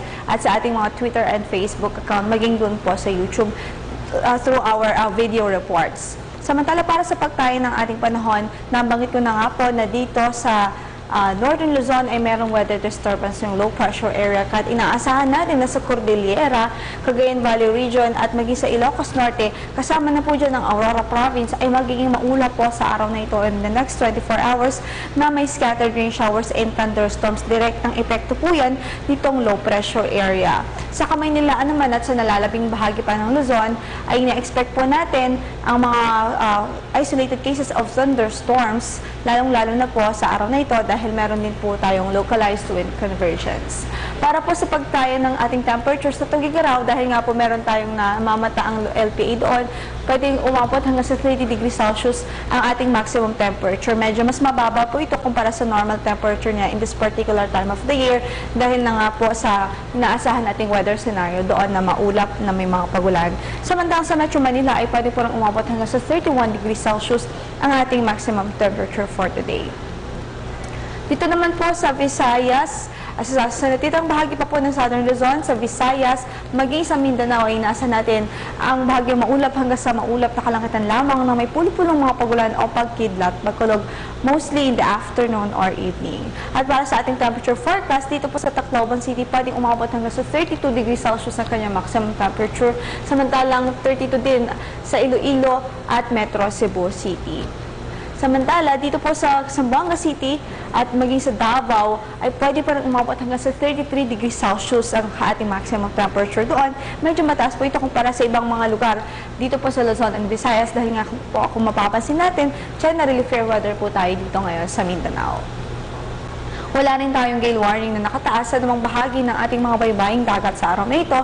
Subalit dito po sa Northern Luzon o Northern Seaboard ng Northern Luzon ay inaasahan po natin ng moderate to rough o katamtaman hanggang sa maalong pag-alon na karagatan. Gayunpaman, pinapayagan pa rin ho ng Philippine Coast Guard na pumalaot yung maging yung mga maliliit na sasakyang pandagat. Konting ingat lamang po, lalong-lalo na po dito sa nabanggit ko nga po dito sa Northern Seaboards ng Northern Luzon, lalo na't meron din po tayong low pressure na minomonitor dyan sa ngayon.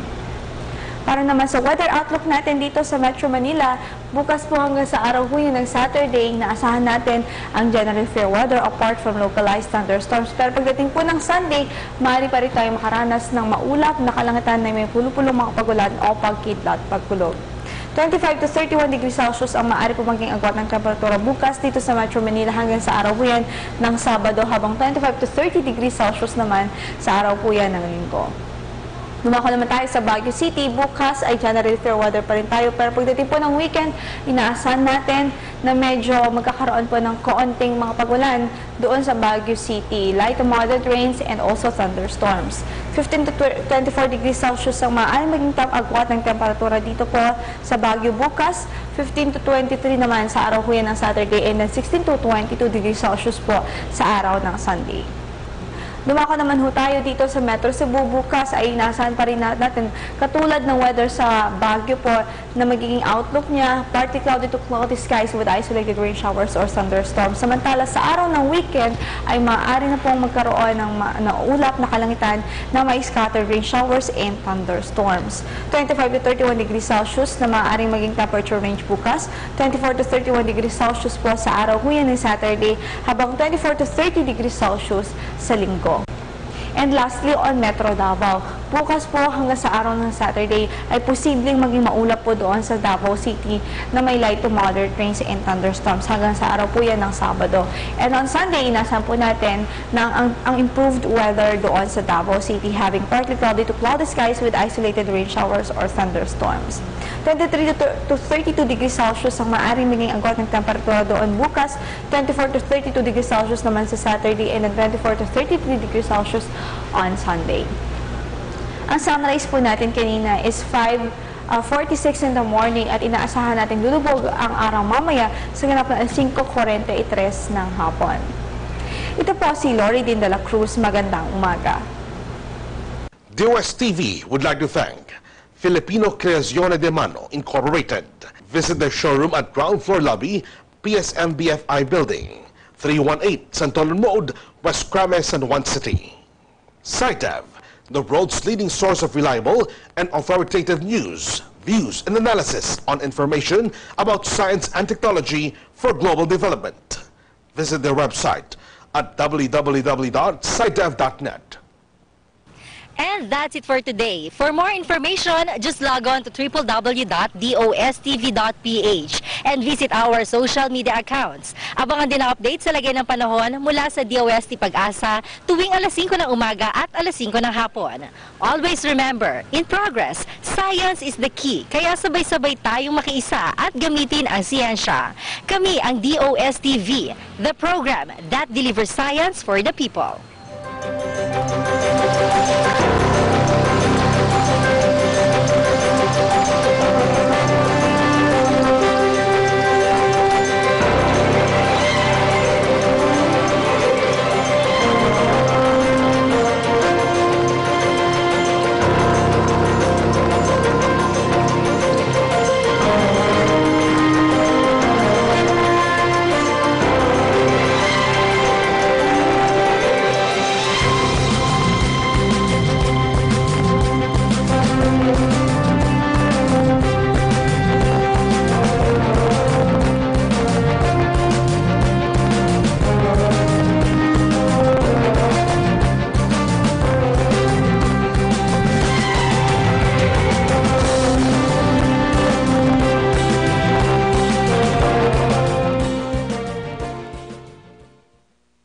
Introducing the new bike M20 with Ultra Space.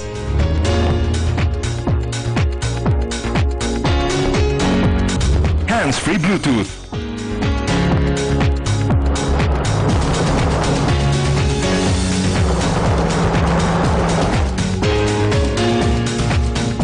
LED light sets. Multifunctional steering wheel.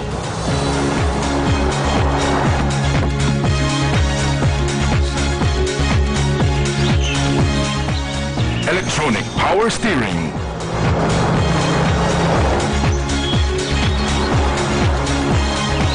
New fashionable compact MPV. Experience the bike M20.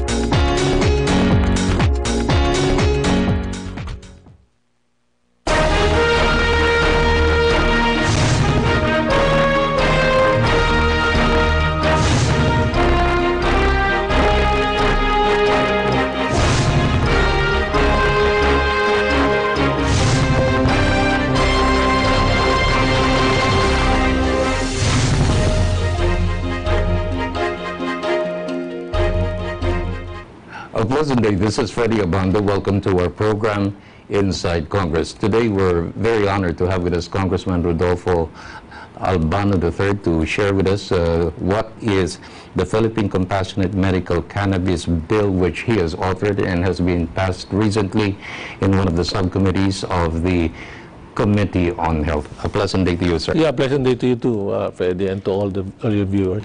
Some of the question that comes into mind when you talk about the cannabis bill which you are trying to promote, and this is the second time in the 16th Congress didn't make it. Now there has been an opening. It seems to me that your colleagues have been informed. So, I mean, what is this cannabis bill all about?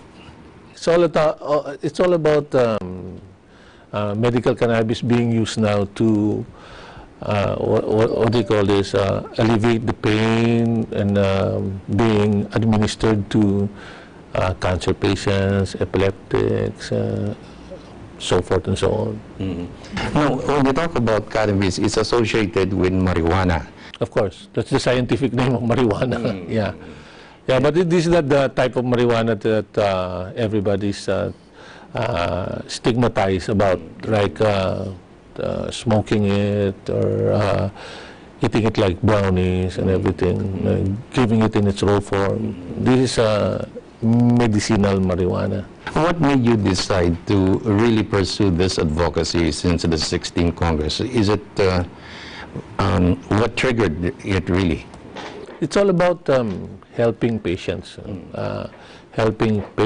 their families to ease their pain and ease their suffering too. Ease their suffering from which particular diseases? Yeah, epilepsy, cancer, glaucoma, sometimes multiple sclerosis and everything. There's a lot of research about medicinal marijuana now that's being used by so many states in the U.S. and so many countries worldwide.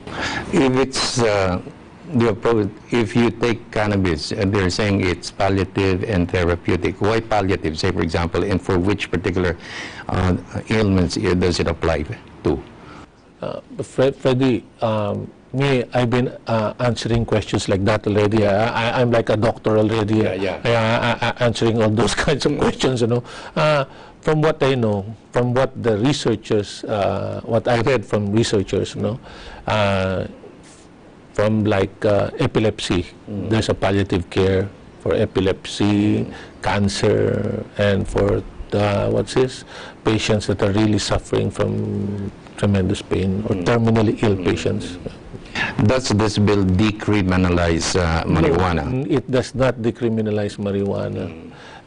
It just provides access and affordability to patients that need this kind of medicine. But supposing the doctor does not believe in such medical cannabis, then it's very simple. He doesn't prescribe such medicine to the patient.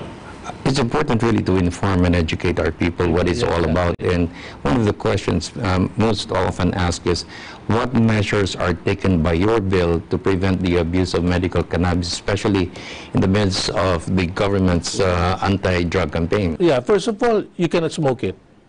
Second, you cannot distribute it in its raw form, as like per se.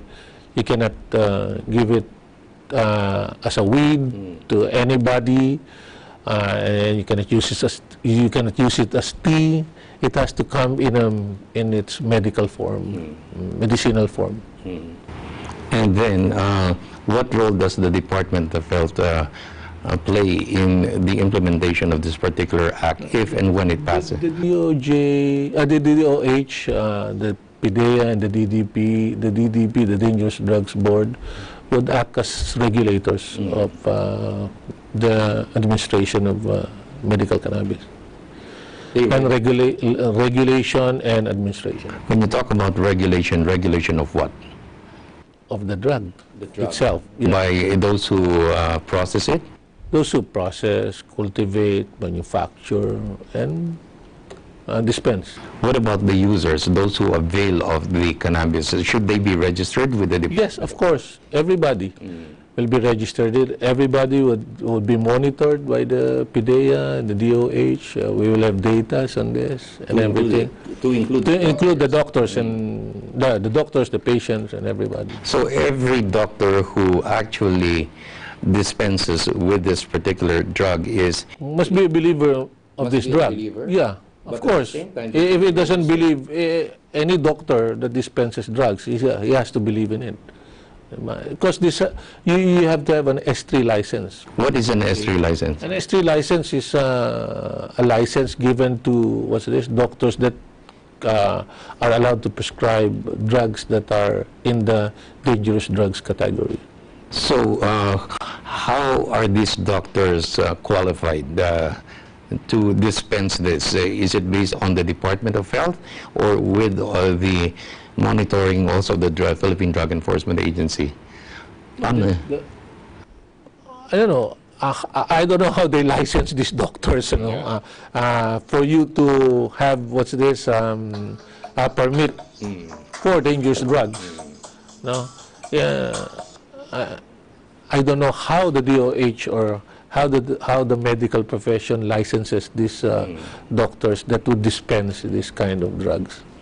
How is there a process or a system by which you monitor how every doctor gives out a prescription for the cannabis? There is a monitoring system by the DOH on doctors who are issuing S2, S3 licenses, or S2, S3 prescriptions, I should say. Yeah. Now, in terms of those who avail of the cannabis, a patient, like say for example me, if there is a need for me to have it, how can I secure it? Do I need the... First you need the prescription of the doctor. Of course, the doctor has to examine you first before giving you that drug. And it's just like any other, any other thing that when you go to the doctor can't just prescribe to you what he doesn't believe in. And the doctor has to be trained also in the dispensation of dispensing this drug. Who provides the training?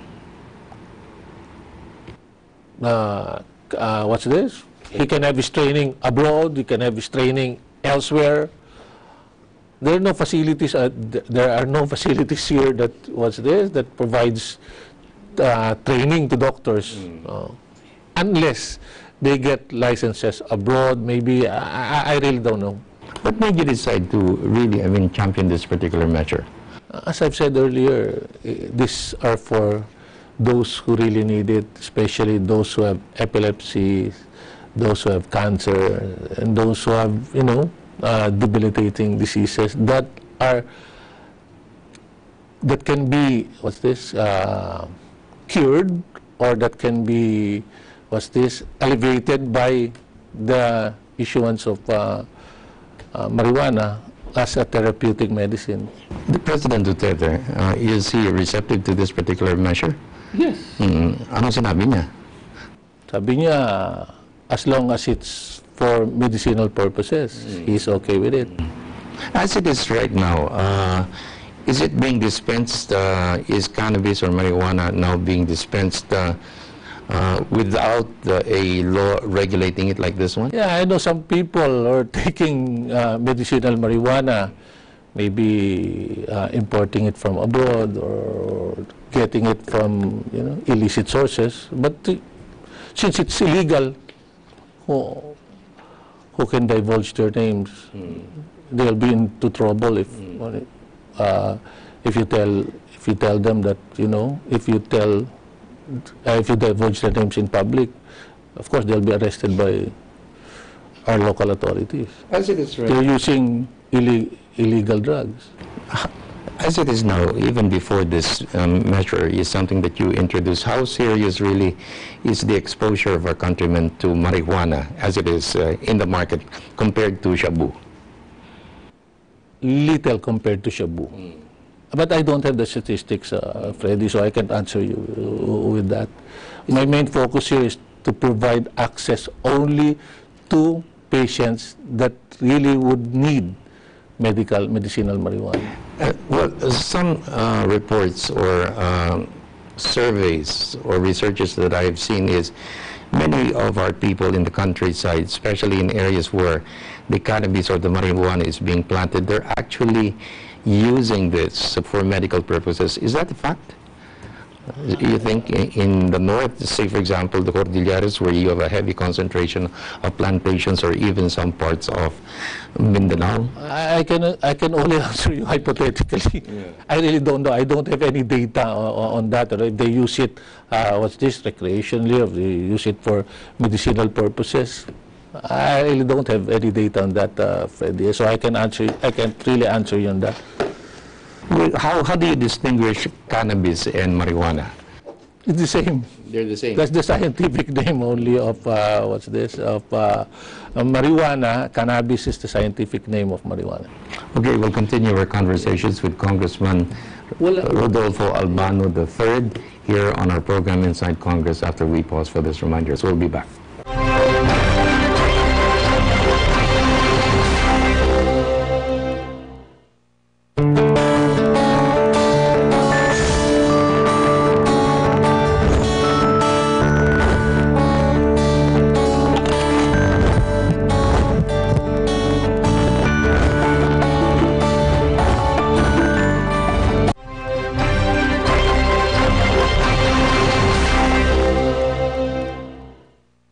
Back with our program Inside Congress, and at this time the policy advisor of Congressman Rodolfo Albano III, Dr. Socorro Reyes, will be joining us to give us more insight on this measure, the controversial Philippine Compassionate Medical Cannabis Bill, which was approved recently in one of the subcommittees of the House Committee on Health.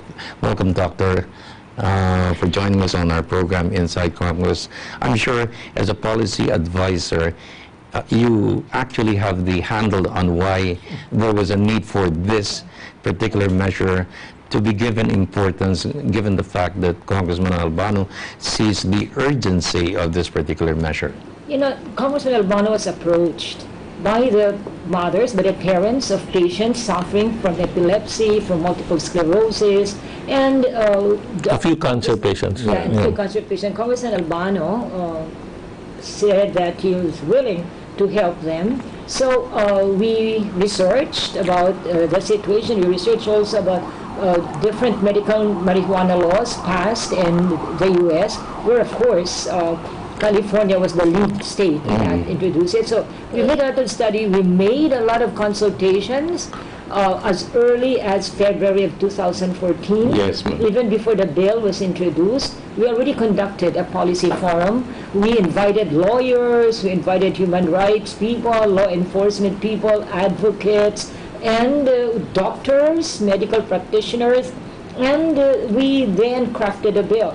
So the bill was basically a response, as Congressman Albano was saying, to the needs of the patients and of the parents of these patients who wanted an option to pharma drugs for the diseases that their children are suffering from. I'd like to go to one particular specific disease, which is cancer as it is. If this is dispensed with or even recommended by a doctor, does this become the end-all and be-all of the treatment of a cancer patient? No. No, it's not. No. Yeah. Actually, it's just for cancer, no?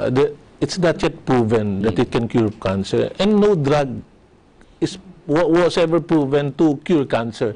I haven't come across any drug that can cure cancer, but this one can alleviate the pain suffered by cancer patient. You know, for example, if you undergo chemotherapy, you know, some patients, they say that they lose appetite, they lose sometimes their syndrome.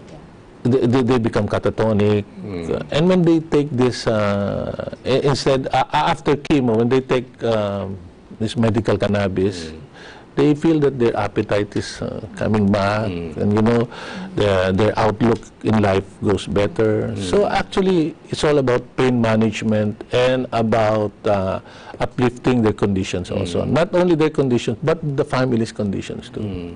But how regular will the cannabis be administered to the patient? Administered to the patient. Yeah, you know, you've been asking me questions for doctors, no? I'm just here as a policy, as a policy maker. You're asking me for statistics about, you know, how many addicts are there, how many is there. This bill is not about that. It's about the policy opening up this new medicine to people who are really in need of this medicine. Yes, ma'am. That's for cancer. But for epilepsy, there are studies and there are cases that show that indeed medical cannabis has reduced the number of seizures that the children suffer from, no? Like that Charlotte Webb, for example. But it does not cure. No, even in the Philippines, no, we have patients who said that their children were given like 30 medicines a day, but the seizures do not decline, do not decrease. But with cannabis, it got reduced, and in fact, we have stories, anecdotes, of course, they will say, of one child who at 7 cannot walk, cannot talk, cannot. But now, but of course, we cannot say who, no, because yes. But they have seen marked improvement. So after administering. Our point is this, no, that.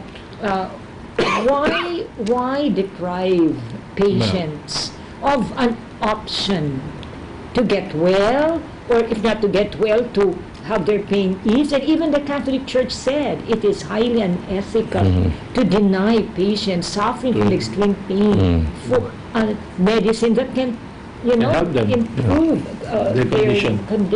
You're not only improving the condition of the patient, you're also improving the condition of the family. Exactly. And that's what's important about this, you know. So you manage actually the trauma that a family goes through if one member of the family is either sick of epilepsy or cancer, right? Or multiple sclerosis. And it's all about the quality of life we're talking about. It's not the quantity of how many people should there be, should be cured or whatever. You know, if you can cure a dozen, if you can help in its palliative effect, no, those few a dozen people, that's okay with me already. And this is not about about money, you know. It's because people have been calling me about, or well, I plant this marijuana, where can I sell this marijuana? It's not about that anymore.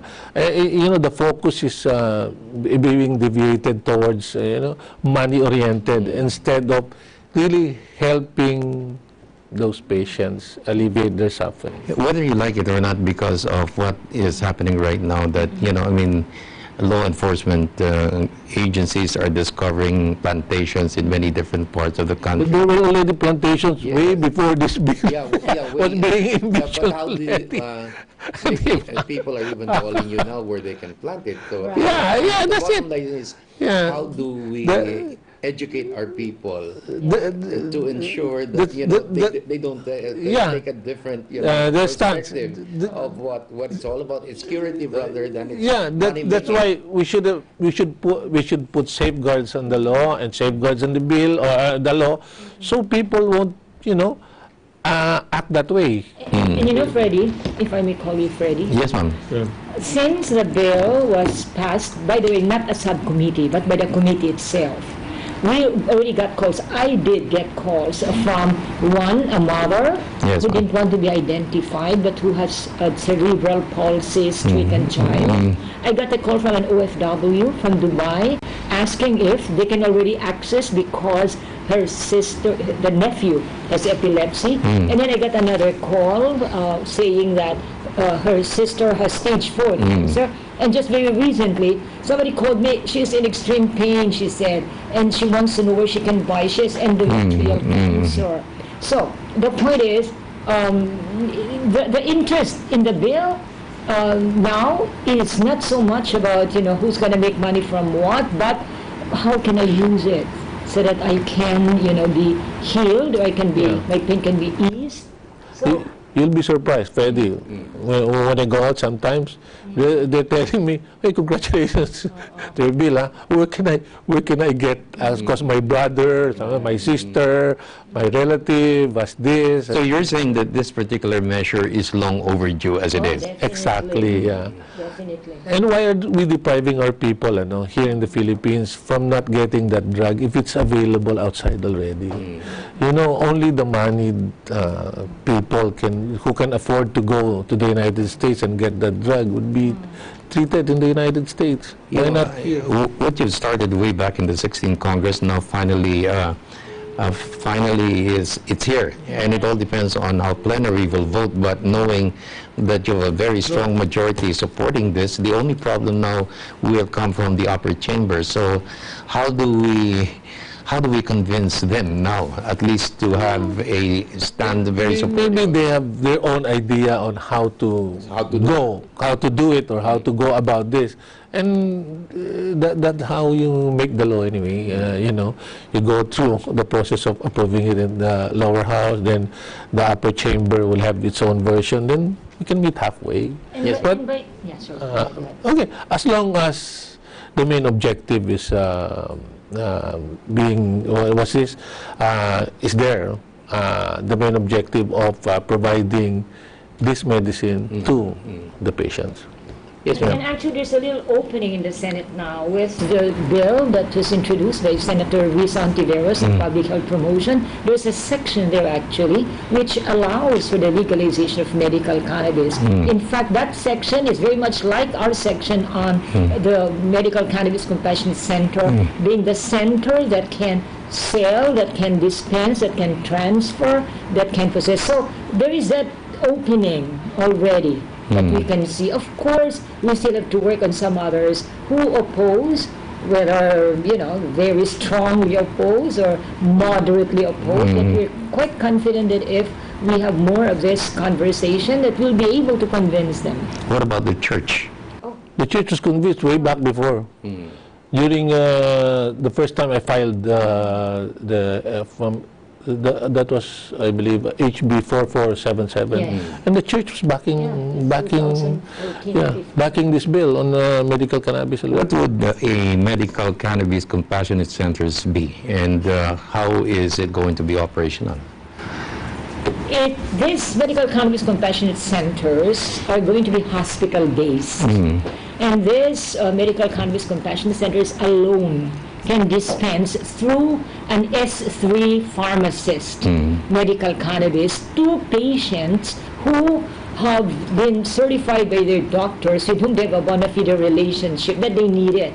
Meaning to say, these are doctors who know their history, who are following them up, and who have made a judgment that they are in need of medical cannabis. And by the way, Freddie, we know of doctors who are willing, who are ready to do this for as long as there is a law that legalizes the use of medical cannabis. What about the medical cannabis research and safety compliance facilities? What is that? Yeah, okay, that complements. So these are two sides of the same coin, no? Because this medical cannabis research and safety compliance facilities are those that will conduct, as the name says, research to make sure that you have cannabis that are free from toxins, that are free from molds, that are safe. And that makes it very different from the U.S. because in the U.S. they don't have the safety compliance facilities. You may or may not subject your cannabis products to safety compliance. How will I qualify as a patient if I had cancer? Okay. It depends how the doctor would treat your cancer. Yeah, so you go to your doctor. Yeah, exactly. With whom you have a long-term relationship, meaning to say the doctor knows your history, knows what you're suffering from, has diagnosed you, and not just any doctor. No. See, in the U.S. they have they're more liberal. But look, this is medicinal. It's not recreational. So that makes it different from other countries. And I've said a while ago, Freddie, if your doctor does not believe in medical cannabis, why should he dispense medicine to you? I'm not into these nitty-gritty things. As a legislator, I just want to do policy and those nitty-gritty about the medical cannabis safety center, medical cannabis center. It's not under our purview. It's for us. Dapat it's a general policy that we should use this already, and let's leave the research to the technical things to the technical people, Freddie. A final word from like you. A final word from you. A final word from me. This, as you said, is long overdue. And this also is a response to the demand, to the needs of the people who, by the way, have the constitutional right to health and to choose the universal right to health, not constitutional right to health. The Constitution, the universal right, So we feel that its time has come, and then it's been, our patients, our advocates have been waiting and waiting. And so many of our patient advocates have already died. Yeah. A final word from you, Congressman? It's been a tough journey to really champion this particular measure, but before I was the only one stupid enough to champion. Nobody wanted because of the stigma of saying that the marijuana, an addict, you're like this, you're a bad person, like that. There was a stigma, so nobody wanted to champion this medical cannabis thing, and you'll be demonized in public, not until now that everybody realized that it's a medicine. Okay, thank you very much, Congressman. Congressman Rodolfo Albano III and Dr. Socorro Reyes, his policy advisor, as we share with you the possible impact of the controversial Filipino Compassionate Medical Cannabis Act, which was in the 16th Congress, torpedoed, but now people are growing aware of its benefits to our people. For Inside Congress, this is Freddie Abanda saying a pleasant day to all of you.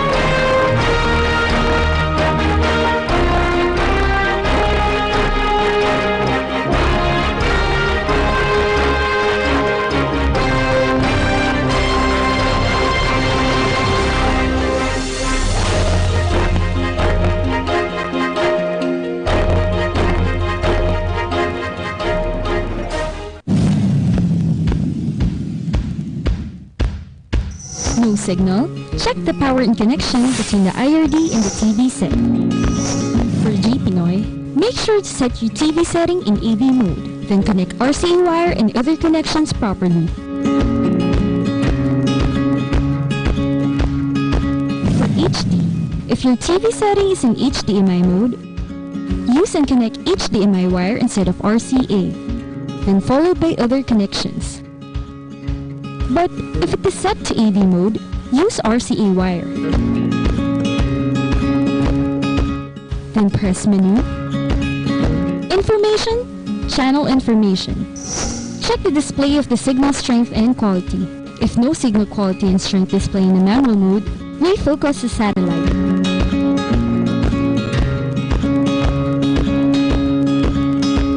Before doing the refocusing of the satellite, check the weather condition. Heavy rains and heavy clouds can also interrupt satellite signal transmission. If weather is good, you can start the signal fine-tuning. Fine-tune the signal by monitoring the signal strength and quality on your TV. Once achieved, the best signal level scans all channels.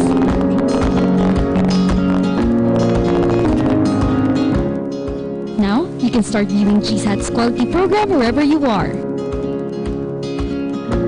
For other inquiries, please contact your local dealer or call GSAT hotline number 882-9999 or use our mobile phone numbers 0998-593-5986, 0998-996-4728,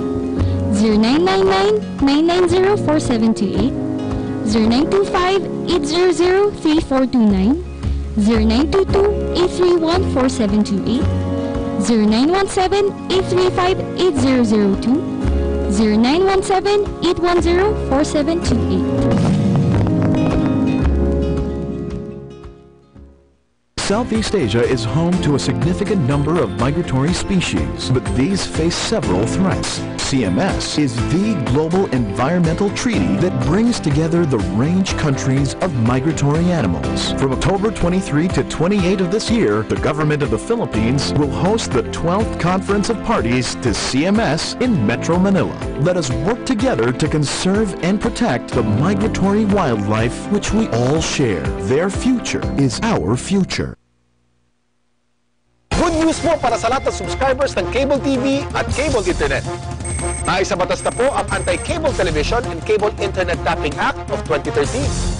At ayon dito, bawal makitabit ng Cable TV at Cable Internet. Ang parusa sa sino mang lumabag sa batas na ito ay pagkakakulong at pagbabayad ng malaking multa. Bayad ka na nga, kulong ka pa. Kim Atienza po, nagsasabing pagdating sa batas, hindi weather-weather lang. Supported by the PCTA. This program is rated PG. It contains themes and scenes which may not be suitable for very young audiences. Parental guidance is advised.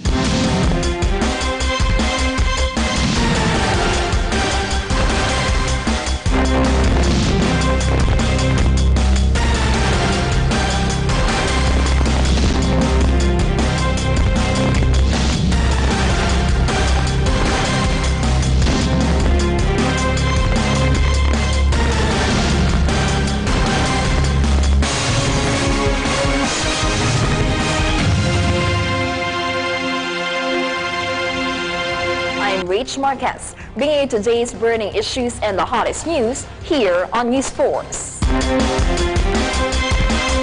Here are the headlines. More mounted rebels killed in Marawi battle area. Senators review the stabilization plot against President Rodrigo Duterte. President Duterte eyes impeachment raps against Ombudsman Conchita Carpio Morales and Chief Justice Maria Lourdes Sereno. House panel finds sufficient grounds to impeach Chief Justice Sereno. Las Vegas shooter bought guns legally and modified them. And Taylor Swift leads nominations for MTV Europe Music Awards. Fair and balanced news, comprehensive reports that take you to the heart of the action. This is News Force.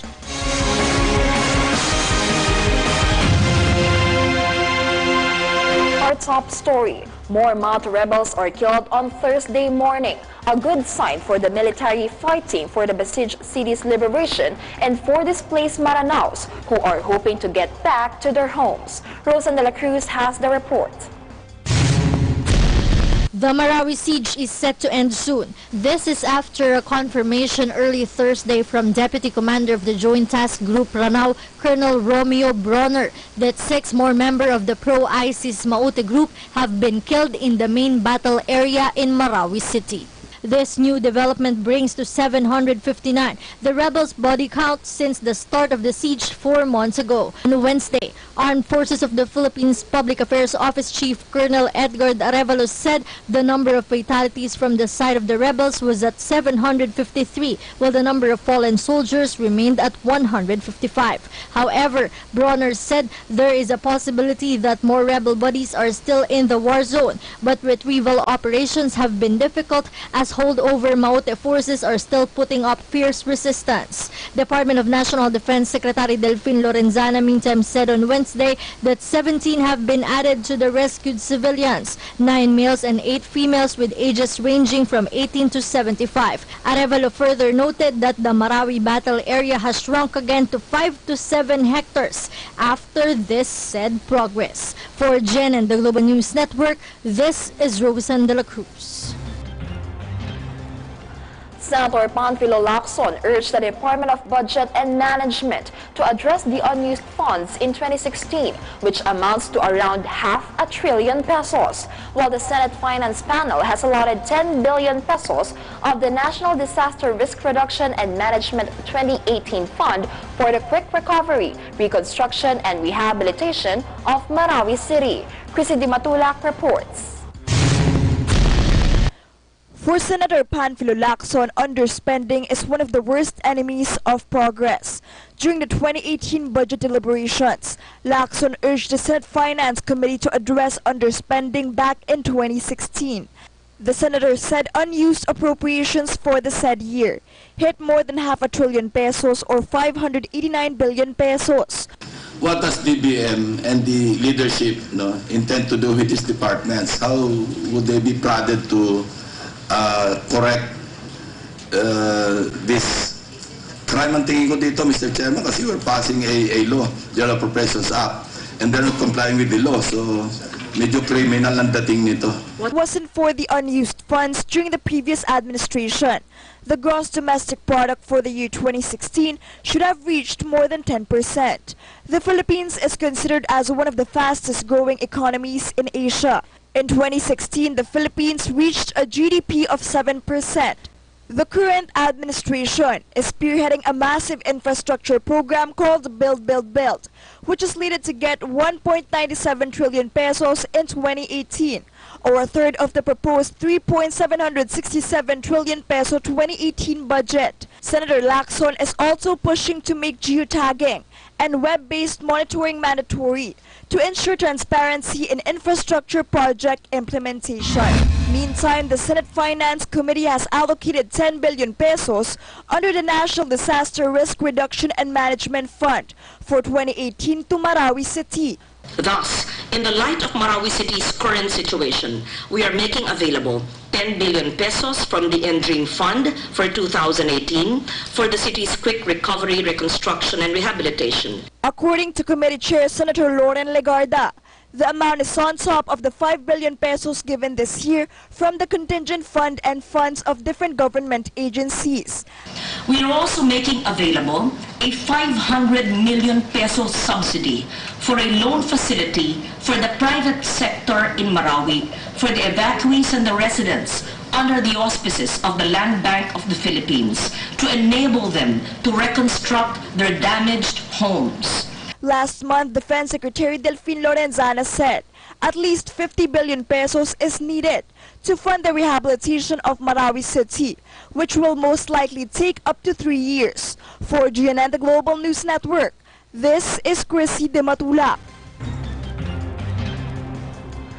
Senators from both the minority and majority bloc refute claims that an ouster plot is brewing against President Rodrigo Duterte. This comes following the statement of Solicitor General Jose Calida, who claimed that there is an ongoing black operation against the administration. Chrissy Di Matulac returns. Not only yellows, but personalities from different colors are plotting to oust President Rodrigo Duterte from office. This was the statement of Solicitor General Jose Calida, who claimed that there was a black operation against the head of state. Liberal Party Senator Bam Aquino has heavily refuted this, saying these allegations have repeatedly surfaced, and he hopes the public will not believe it. Well, unang-una, hindi po totoo yan, no? Siguro po gaya nung kanyang mga paratang sa bank account ni Senator Trillanes, he probably also made that up, no? Gawa-gawa lang po yan, hindi po totoo. At paulit-ulit na ho yan eh. Actually, nung pagkapanalo pa lang niya, pinagbibintangan na kami ng ginagawa yan. At even noon, hanggang ngayon, hindi ho talaga totoo yan. Aquino spoke in behalf of his party mates, said that they continue to do their jobs despite the allegations. Senator Panfilo Lacson also said that this is unlikely to happen, and the public should have gotten used to such statements by the president's camp. Pwede may nag-iisip, pero will they succeed? No, yung 82% na approval na at saka yung trust rating ng Pangulo, mukhang mahirap mangyari yung ma-oust siya through either people power or military naman, unlikely because he's so close with the military. Aquino then expressed concern with the supposed persecution of individuals and institutions who criticized the current administration. Pag mayroong mga taong tumututol, sila po agad-agad ay inaatake. Whether through the internet, and nakita ho natin yan kahapon sa ating fake news hearing, whether officially, at nakita ho natin na may binuo pang grupo si Secretary Aguirre, na nilagay po niya ang enemies of the state, kasama po doon ang tinatawag niyang yellow tards, no?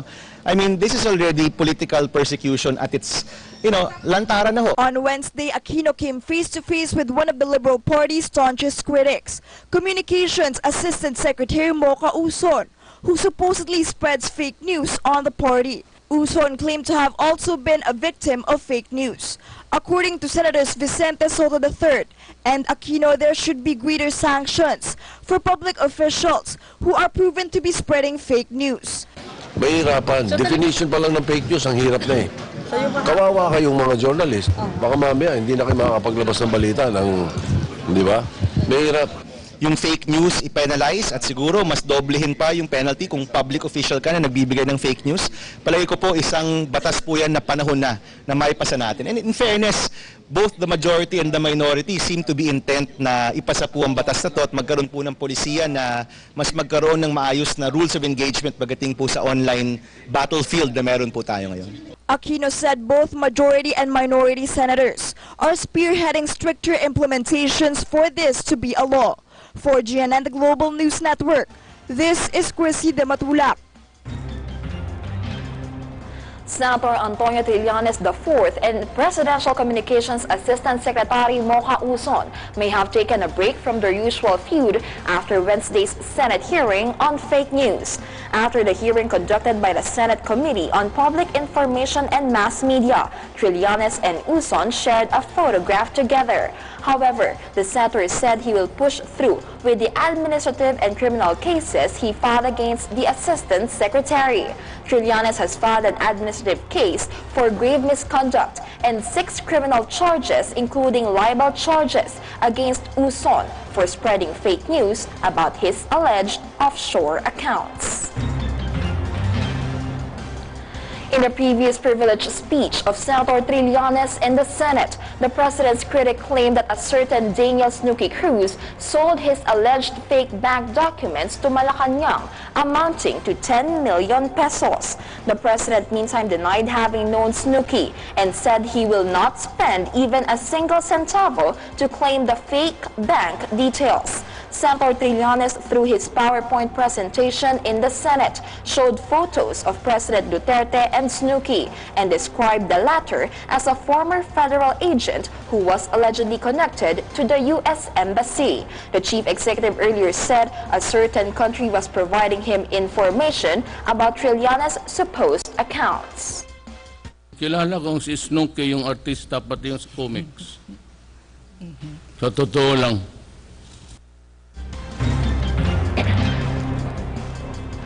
Several petitions filed by different transport groups over the span of a year to increase taxi flag down rates finally got the nod of the LTFRB. Patricia Apolinario with more details. On Wednesday, the Land Transportation Franchising and Regulatory Board approved the adjustment of the flag down taxi rates from 30 pesos to 40 pesos. However, the increase will only include the National Capital Region and provinces and not the Cordillera Administrative Region. According to the LTFRB, taxi services in car should implement an increase of 5 pesos, making the flag down fare 35 pesos.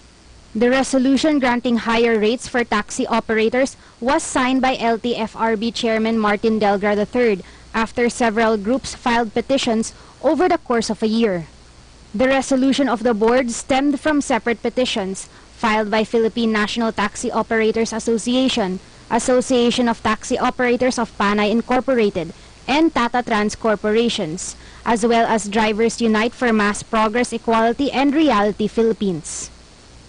In a past Senate hearing in September, Delgras said they have agreed to adjust the taxi fares to make it at par with rates of transportation network companies like Uber and Grab. The board also set a 13 peso and 50 centavos charge per additional kilometer and 2 pesos per minute of travel time for NCR including car. Meanwhile, LTFRB spokesperson Attorney Eileen Lizada announced that the approved flag down rate will not be effective immediately. According to her, it will be in effect in about a month, as there are still steps to be followed. She said that taxi units must first be reprogrammed by accredited taxi meter distributors and be tested and sealed by the LTFRB. For GNN, the Global News Network, this is Patricia Apolinario. UST Faculty of Civil Law Dean Nilo Divina slammed Attorney Lorna Capunan, the lead counsel of the family of hazing victim Horacio Asio Castillo III, saying the lawyer manipulates the victim's kin. This statement came after the decision of the Castillo family to file charges against Divina and